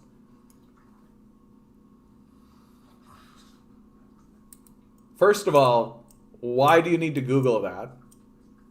How to send a resignation email. Send an email to the email they've given you saying, "I quit." Wah, wah, wah, wah. But the fact that it's gone up 3,400% on Google in the past 3 months, that's enormous. Like if I was part of the ruling class, like, I would be absolutely planning my escape. Like, I would be planning my escape. Like, the signs are there. It's so obvious. Millennials make up the majority of the nation's workforce, but we own just 4.6% of the nation's wealth. Millennials and Gen Z are among the poorest generations in United States history. But sure, our overwhelming rejection of neoliberalism is about entitlement. Increasing the minimum wage isn't just good for workers, it's good for the entire economy. When workers have more money in their pockets, they have more money to spend on goods. When businesses have more customers, they can hire more workers. It's that simple. Yep. But this kind of logical, rational thinking requires that the people who are hearing it actually understand how an economy works, right? That economies are cyclical, that they work in circles. Like, I remember from the early days of when I was talking about the basic income, right? Like, I really, really realized that these neoliberal economists were just total frauds right off the bat. Because people would actually say to me, well, if you give money to poor people, they'll waste it. If you give money to poor people, they'll waste it. And then I would say to people, how does that fucking work at all? They'll waste it? How? Will they offshore it to a bank account and sit on it and not use it? Is that what they'll do? Oh no, you mean they'll spend it on things that you don't think they should spend it on. Who cares what you think? Right? The person that they're spending the money on is happy to have it, and the person who's spending the money is happy to receive the goods for it. So who cares what your ridiculous, absurdist notion of what is wasteful or not wasteful is? In terms of economics, we're stimulating the economy. That person takes their money and spends it on somebody, right? U.S. food banks struggle to feed hungry amid surging prices. Oh man, I gotta look that up. That's probably gonna be a good article. Food banks struggle to feed hungry amid surging prices. AP. Bibbidi bobbidi. How long is this article? This is a nice short one. U.S. food banks already dealing with increased demand from families sidelined by the pandemic now face a new challenge. Surging food prices and supply chains wallop the nation. The higher costs and limited availability means some families may get smaller servings or substitutions for staples, such as peanut butter, while some food banks are buying for nearly double what it cost 2 years ago. As holidays approach, some food banks worry they won't have enough stuffing and cranberry sauce for Thanksgiving and Christmas. What happens when food prices go up is food insecurity for those who are experiencing it just gets worse, said Katie Fitzgerald, Chief Operating Officer of Feeding America, a non-profit organization that coordinates the efforts of more than 200 food banks across the country. Food banks that expanded to meet unprecedented demand brought on by the pandemic won't be able to absorb forever food costs that are 2 to 3 times what they used to be, she said. Supply chain disruptions, lower inventory and labor shortages have all contributed to increased costs for charities on which tens of millions of people in the U.S. rely on for nutrition. Donated food is more expensive to move because transportation costs are up and bottlenecks at factories and ports make it difficult to get goods of all kinds. If a food bank has to swap out for smaller sizes of canned tuna or make substitutions in order to stretch their dollars, Fitzgerald said, it's like adding insult to injury to a family reeling from uncertainty. In the prohibitively expensive San Francisco Bay Area, the Alameda County Community Food Bank in Oakland is spending an extra $60,000 a month on food. Combined with increased demand, it is now shelling out $1 million a month to distribute 4.5 million pounds of food, said Michael Altfist, the Oakland Food Bank's Director of Community Engagement. Pre-pandemic, it was spending a quarter of the money for 2.5 million pounds of food. The cost of canned green beans and peaches is up nearly 9% for them, Alfis said. Canned tuna and frozen tilapia up more than 6%. A case of 5-pound frozen chickens for holiday tables is up 13%. The price for dry oatmeal has climbed 17%. If the poors get twice as much money, Bill Gates is effectively half as rich. Jobs suck, they always have, better to work for yourself. Well, just get a job has never worked. Time to actually tackle the problem. And the reason why it's never actually worked is because the capitalist system insists that they maintain an employment of 5%.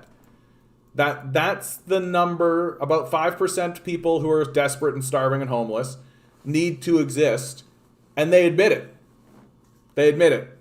That's the ideal place to have unemployment.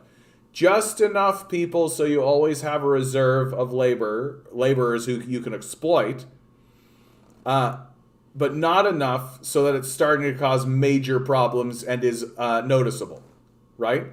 That by keeping 5% of the populace permanently desperate, you can maximize your profits that way. And they guarantee that that's the case, right? That's built into the system. They admit it. They argue for it. Like, this is the level of the despicableness that exists within the neoliberal capitalist death cult. And it's obvious. Like, it's obvious. Like, they're not trying to hide it. Capitalism began in England around the 16th century. They immediately went on to colonize half the planet in search of new markets, committed multiple genocides, traded slaves, and engaged in constant war. In school, we learn how communism is evil because of a famine. I eat really cheap while trying to be healthy, and I've noticed it too, yeah.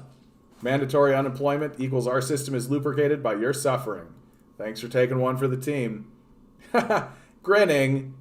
They don't thank you. I do want to show this because it's becoming ubiquitous now, right? Like, people are fighting back and they're finding ways to fight back. Here's a great one. Can we stop calling this a labor shortage and call it what it actually is, as somebody who studies history? Bestie, it's a peasants' revolt. Because every single revolution in history has been made up of precisely three things. And in case you don't know, I'll lay them out for you.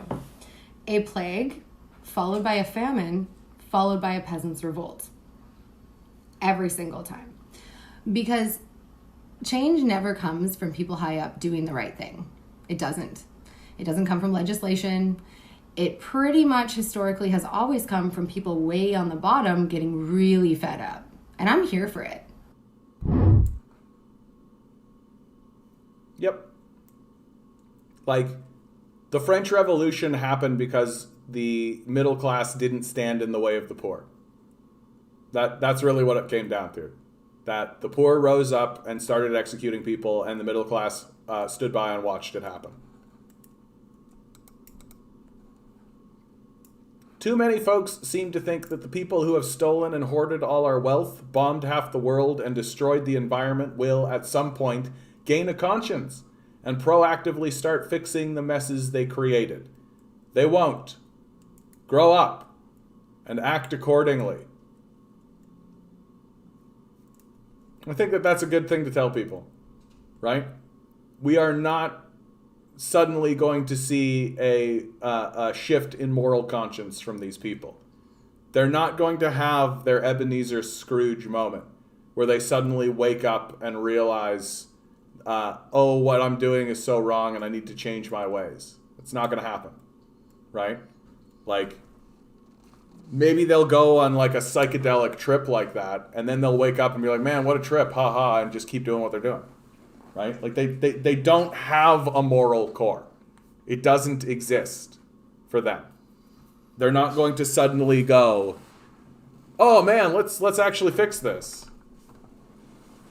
Like, what we should be focusing on now, within the confines of the revolt, of course, is expressions of malice towards these people.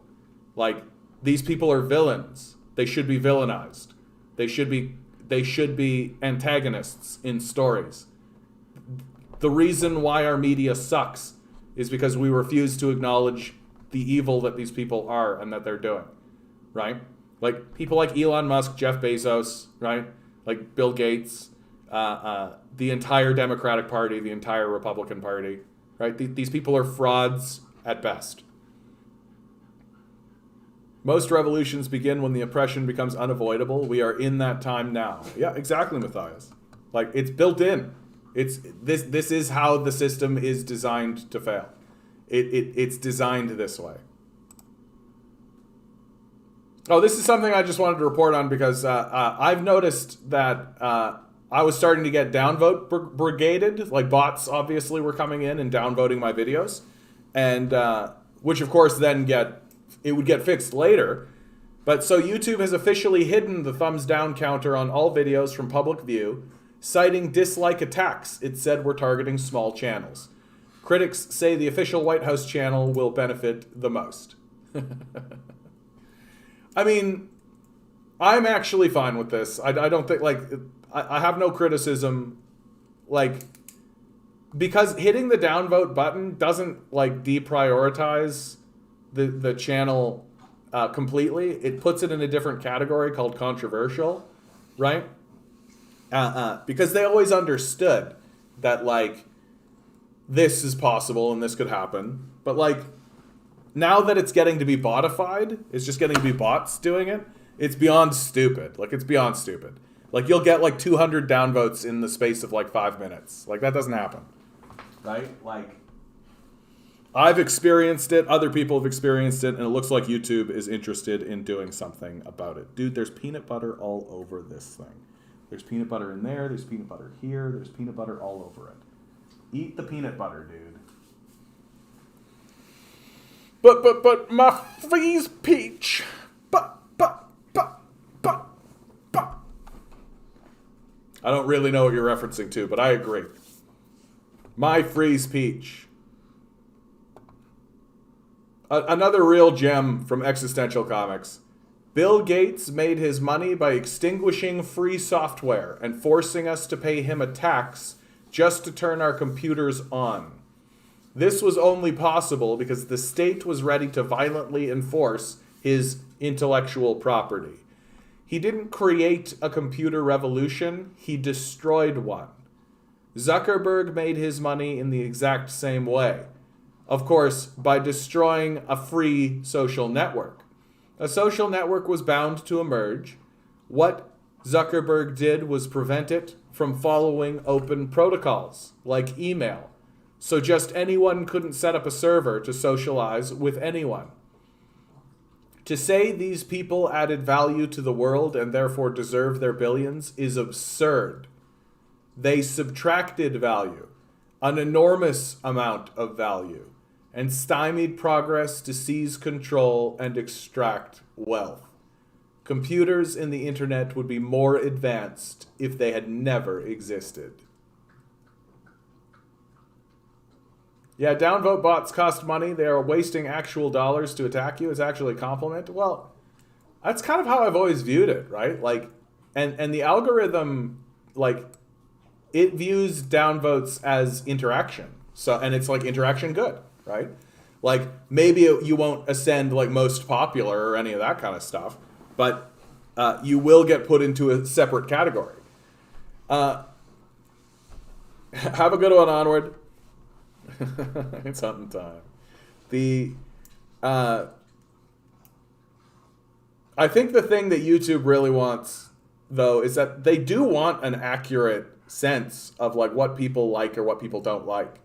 And bots are so obviously an abrogation and obviously interrupt the flow of things. Like, what YouTube wants to do for like a channel like mine is they want to be able to just seamlessly offer me up to other people who like communist or socialist ideas on their platform, and they want to present me to those people while I'm on, right? Like, I'm on right now, and they want to be able to be like, wow, a bunch of people just liked this, and oh, well, let's spread it around a little bit and all that kind of stuff.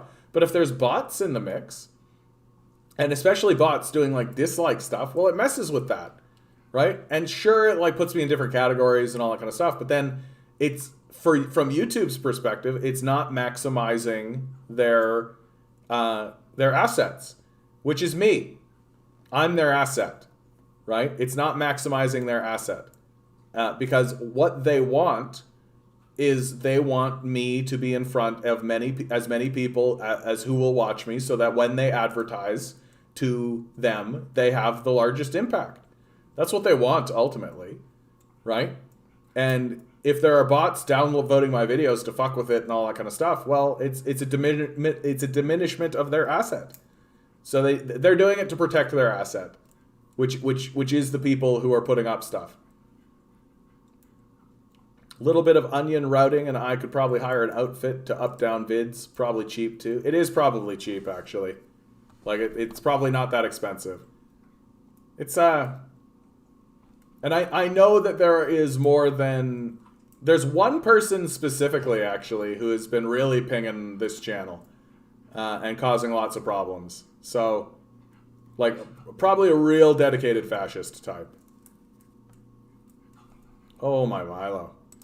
Oh my Milo. So guys, I have actually run out of content. I'm reading a book called Stalin, The History and Critique of a Dark Figure, recommended to me from fellows from Gen Zedong,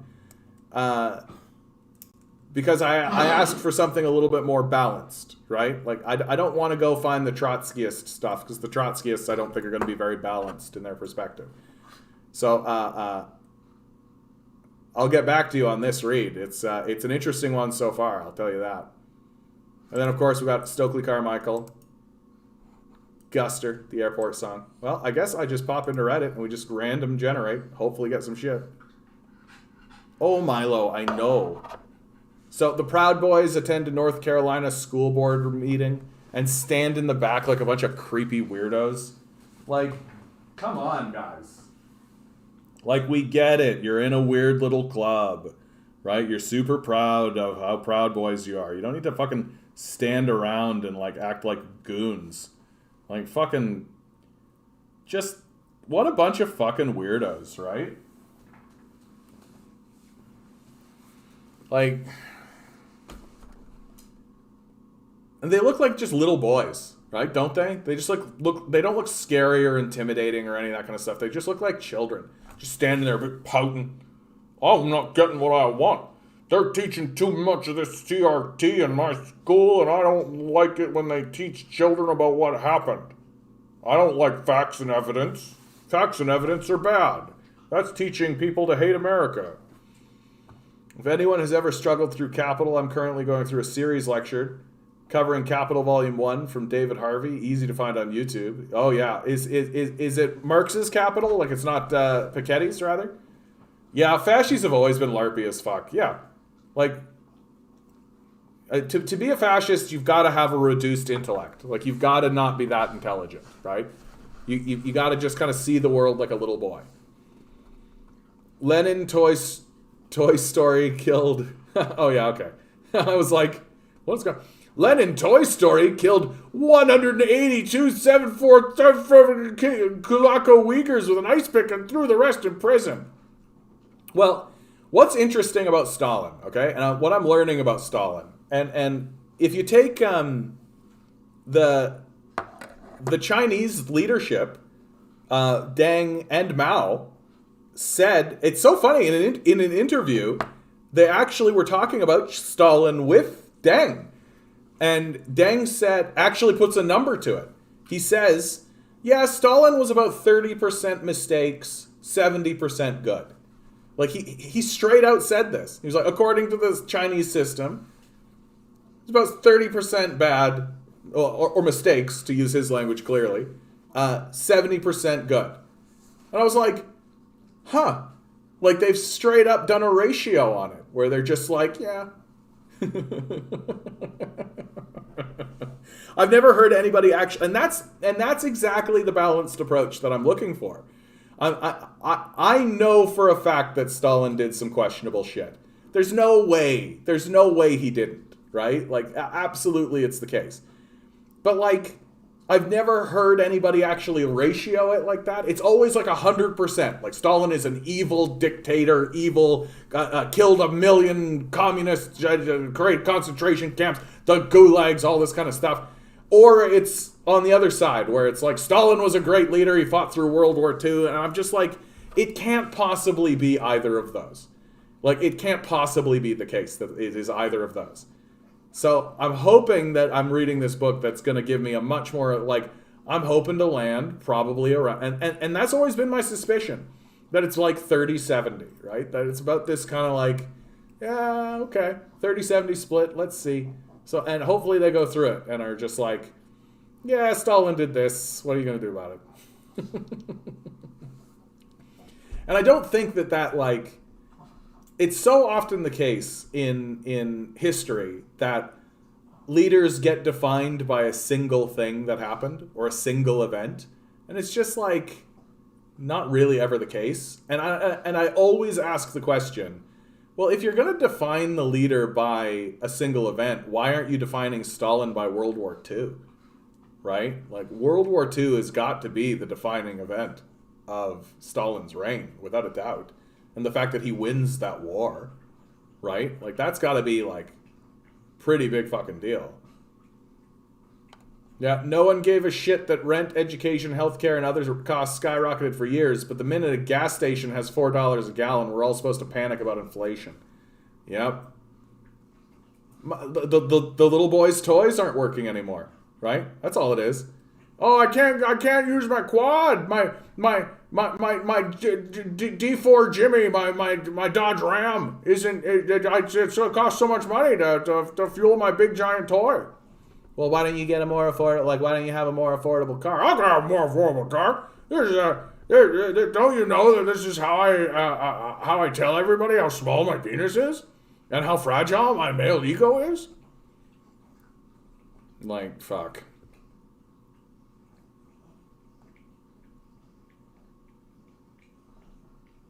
On Poland's Independence Day, a little girl chants. Oh no, this is not gonna be any good. Nah, forget it. Yeah, this is 110 years old. Like, pyramid of capitalist system. We've seen this a bunch. Who wants to write the Black Book of Capitalism? Ooh. Honestly, like, every so often I do think about writing a book and calling it the Capitalist Death Cult. Like, it's something I think about from time to time. Like, because I use this phrase, the Capitalist Death Cult, and sometimes I use it just to be clickbaity, just to get people to click on my content and shit, and I know that works. But does that already exist?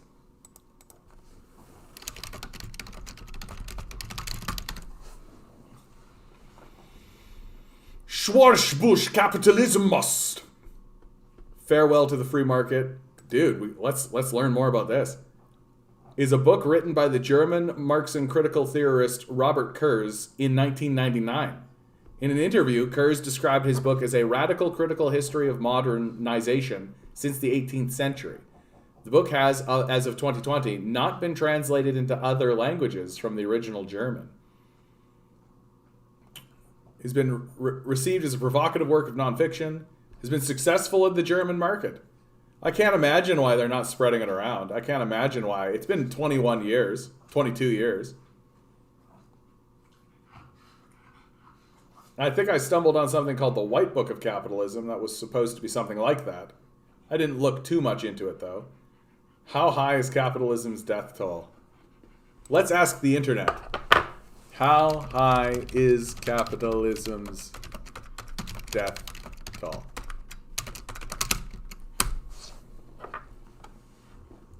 The list includes certain death tolls.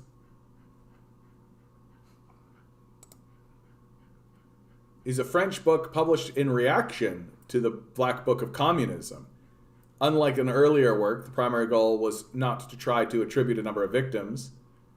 Comprises, The list includes certain death tolls covering the 2 world wars, colonial wars, anti-communist campaigns and repression, ethnic conflicts, victims of famine and malnutrition, bringing incomplete totals to 100 million deaths attributed to capitalism in the 20th century.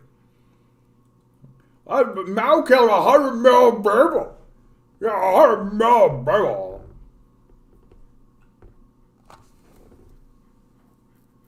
There's lots of good leftist movement today. China, Bolivia, Nicaragua, Cuba, Zapasta movement. Yeah, Brazil has good energy. Yeah, it does. Times are hard, but there's light. The thing that I really like about what's going on in South America is they're beginning to talk about federation. That's very interesting to me. That you've got places like Venezuela, Ecuador, Peru, Nicaragua that are actually beginning to communicate about with one another about federation. And if socialist nations who are electing socialist people start to create a federated government that is socialist, that's going to have a lot of power. It's going to have a lot of power in the region. And especially if Brazil breaks that way and then starts to talk about federation, it could be very, very powerful. Balkan Odyssey also made a great video on capitalism's death count. 20 million per year. Vicky 1999 did a capitalism death count too. Yeah. I mean, like, I don't know how you miss that. Like, have you noticed that the capitalists are always at war? Like, always. If they're not at war, they're planning a war. Like, of course they've got high death tolls. Like, it's constantly. I don't think I know who this Vicky 1999 is. Wanna go get it, buddy? Go get it. Milo. Cute little guy. Vicky 1999. All right, you guys are talking about Vicky 1999. I am a trans girl. I use she, her pronouns. Stop misgendering me in your reply videos, you capitalist dum-dums. That being out of the way, welcome to my YouTube channel. As you may or may not be able to. I need to make one of these. I have yet to make one of these. So when people come into my channel, it's just like, just all this.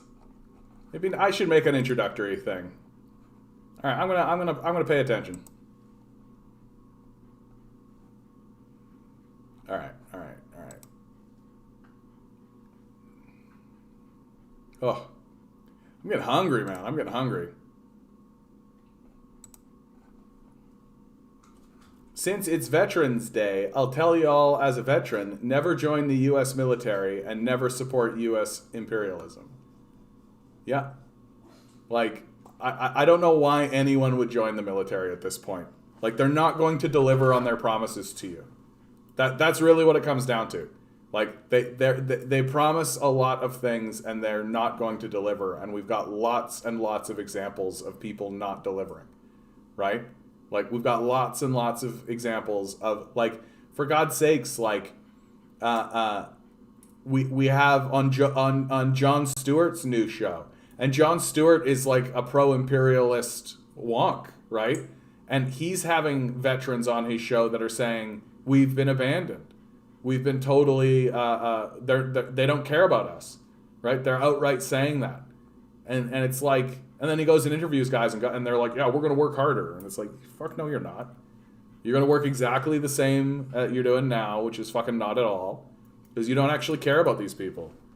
Like, I don't see any reason at all to join the military. And I think it's kind of a, like, what a lost cause. Like, what a lost endeavor, right? Like, where you're genuinely saying to me that you should put all of your time and effort in, like, to this industry that actually will attempt to kill you, right? That does actually, like, let people open fire on you and put you in places that you should not be in order to risk your life for an empire that doesn't give a fuck about you. And then at the end of it all, they're going to completely renege on all of their commitments to you.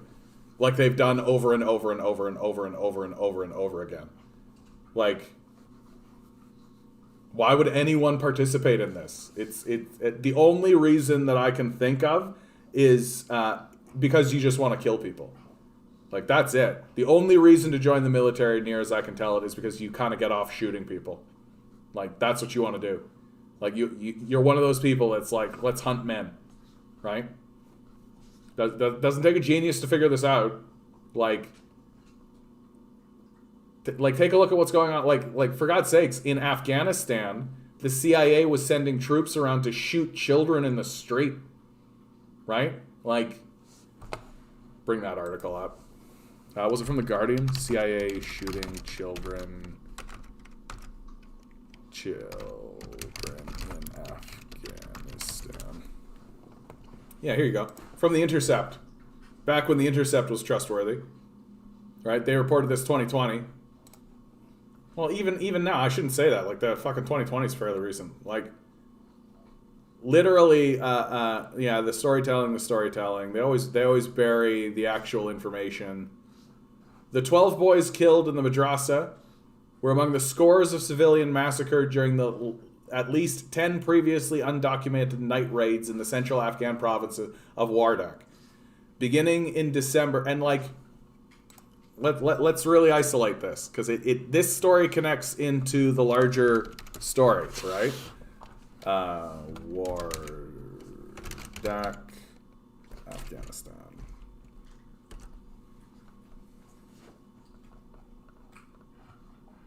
Right? So, like, literally, like, dusty hovel, like, middle of nowhere, right? Like, I mean, like, Afghanistan is just like a wasteland, isn't it? It blows me away when I find out, like, people live here? Like, there are people living here. Like, yikes. Like, man. I don't know that I would be too happy living in a fucking desert. Beginning in December 2018 and continuing for at least a year, Afghan operatives believed to belong to an elite CIA-trained paramilitary unit known as O1, in partnership with U.S. Special Operations Forces and Air Power, unleashed a campaign of terror against civilians. This story is based on interviews with more than 50 Wardak residents, including 20 survivors and first-hand witnesses, and 29 victims' relatives and local residents who witnessed the aftermath of the killings within hours when they occurred. Some of these accounts were corroborated by local officials, analysts, and community representatives. The 10 raids resulted in the death of at least 51 civilians, right? In most cases, men and boys as young as 8. Like this, your tax dollars at work. Yeah, also, is it even worth it killing for free university, especially when those university degrees don't actually get you a job, right? Like, you're just going to get a job flipping burgers anyway, right?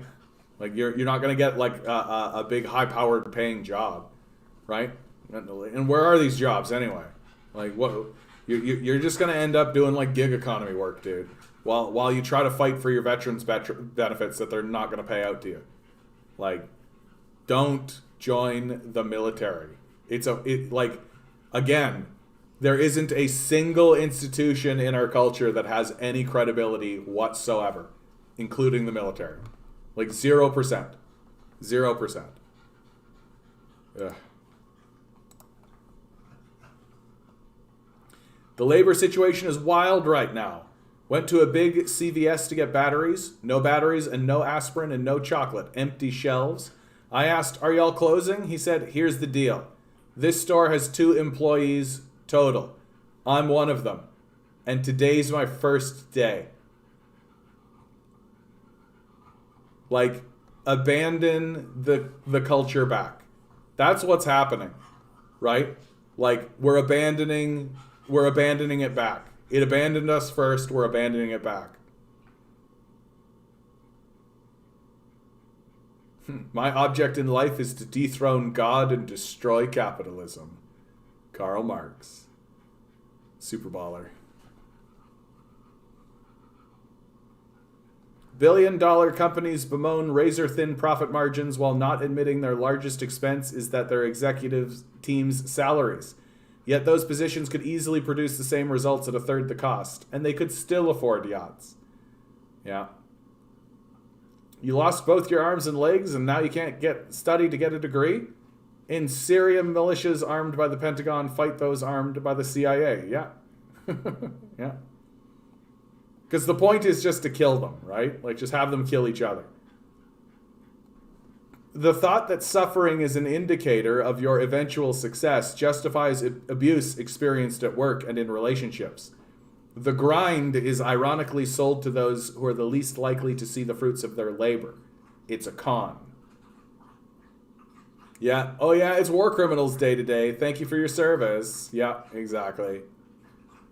Also, like, we keep getting told never forget, but I think we forgot what we're supposed to remember, right? It's Remembrance Day, but I think we forgot what we're supposed to remember.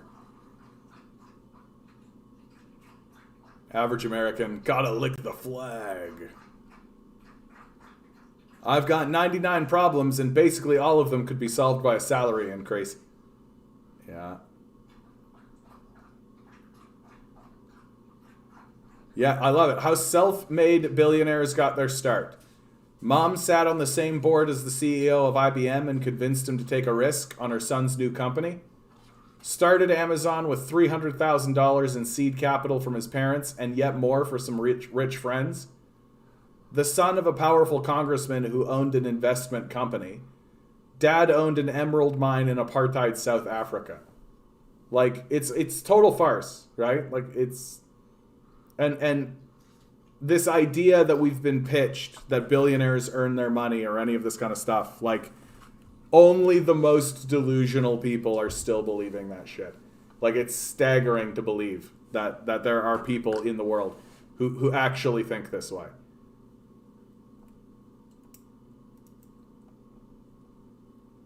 The fight for socialism needs you. Join the Communist Party. Absolutely.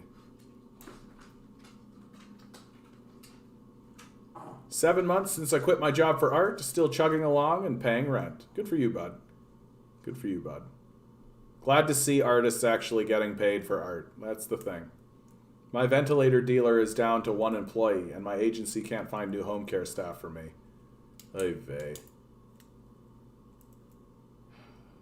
That's fucking heartbreaking, Major. Like, and is actually touching on something. Like as much as we are like reveling in a way in the decline of all of this, but like it's also going to have major impacts on important things, such as caring for our disabled and caring for our elderly. Oh man, we're like so far away from anything resembling like we're just like a parody society. We're the society that some like we're like a Rick and Morty cartoon, and Rick and Morty would show up and they would see what was going on in the society and see the people, and then the guys that were making the show would be like, no, that society's too unbelievable. Let's pull it back a notch. Does anyone know where the dethroned God quote is from? I can't find the original source. I'd be surprised if it was a real quote, honestly. Jen Zedong does that shit all the time. Yeah, exactly. Revolution, no! Revolution, yeah. Oh my god. Well, we're getting down to the dwindling minutes. I'm a hungry beast, I gotta tell you. Feeling real hungry right now. God, I am gonna get myself a pizza today. I'm in pizza place.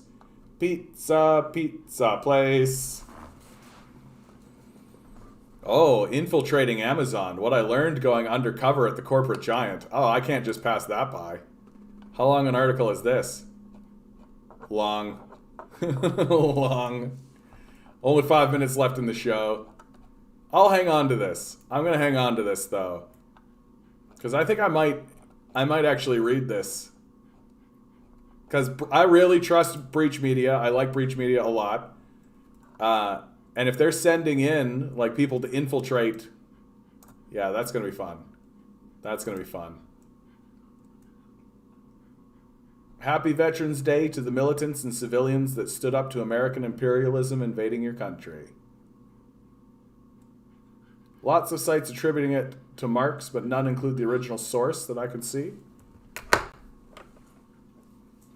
Is the internet failing?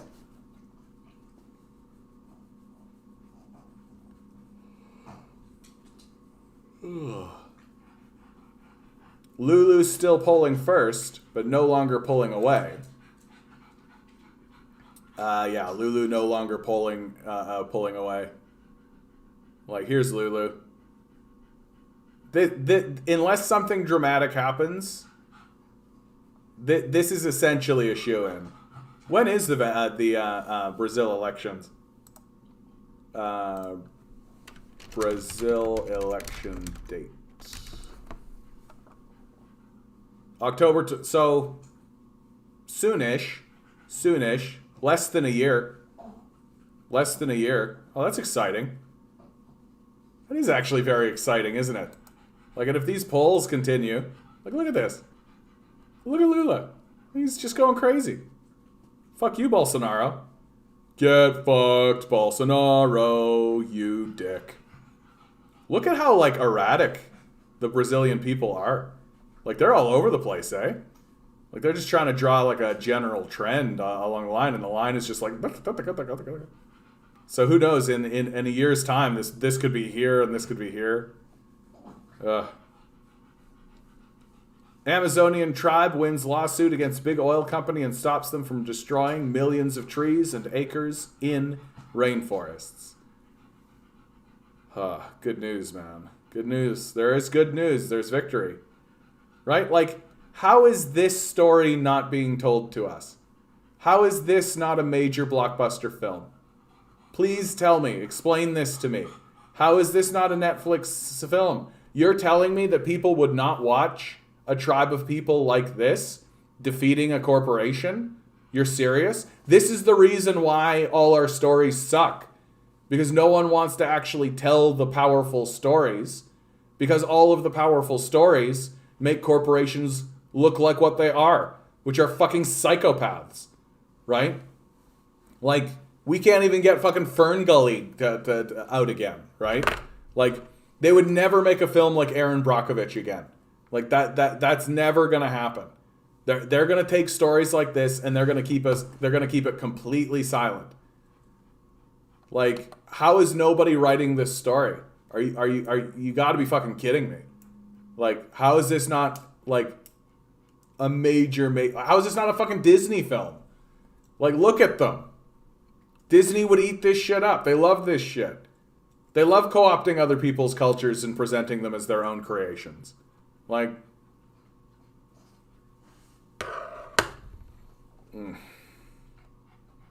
all right, guys. We are at the end of the stream. We've done it.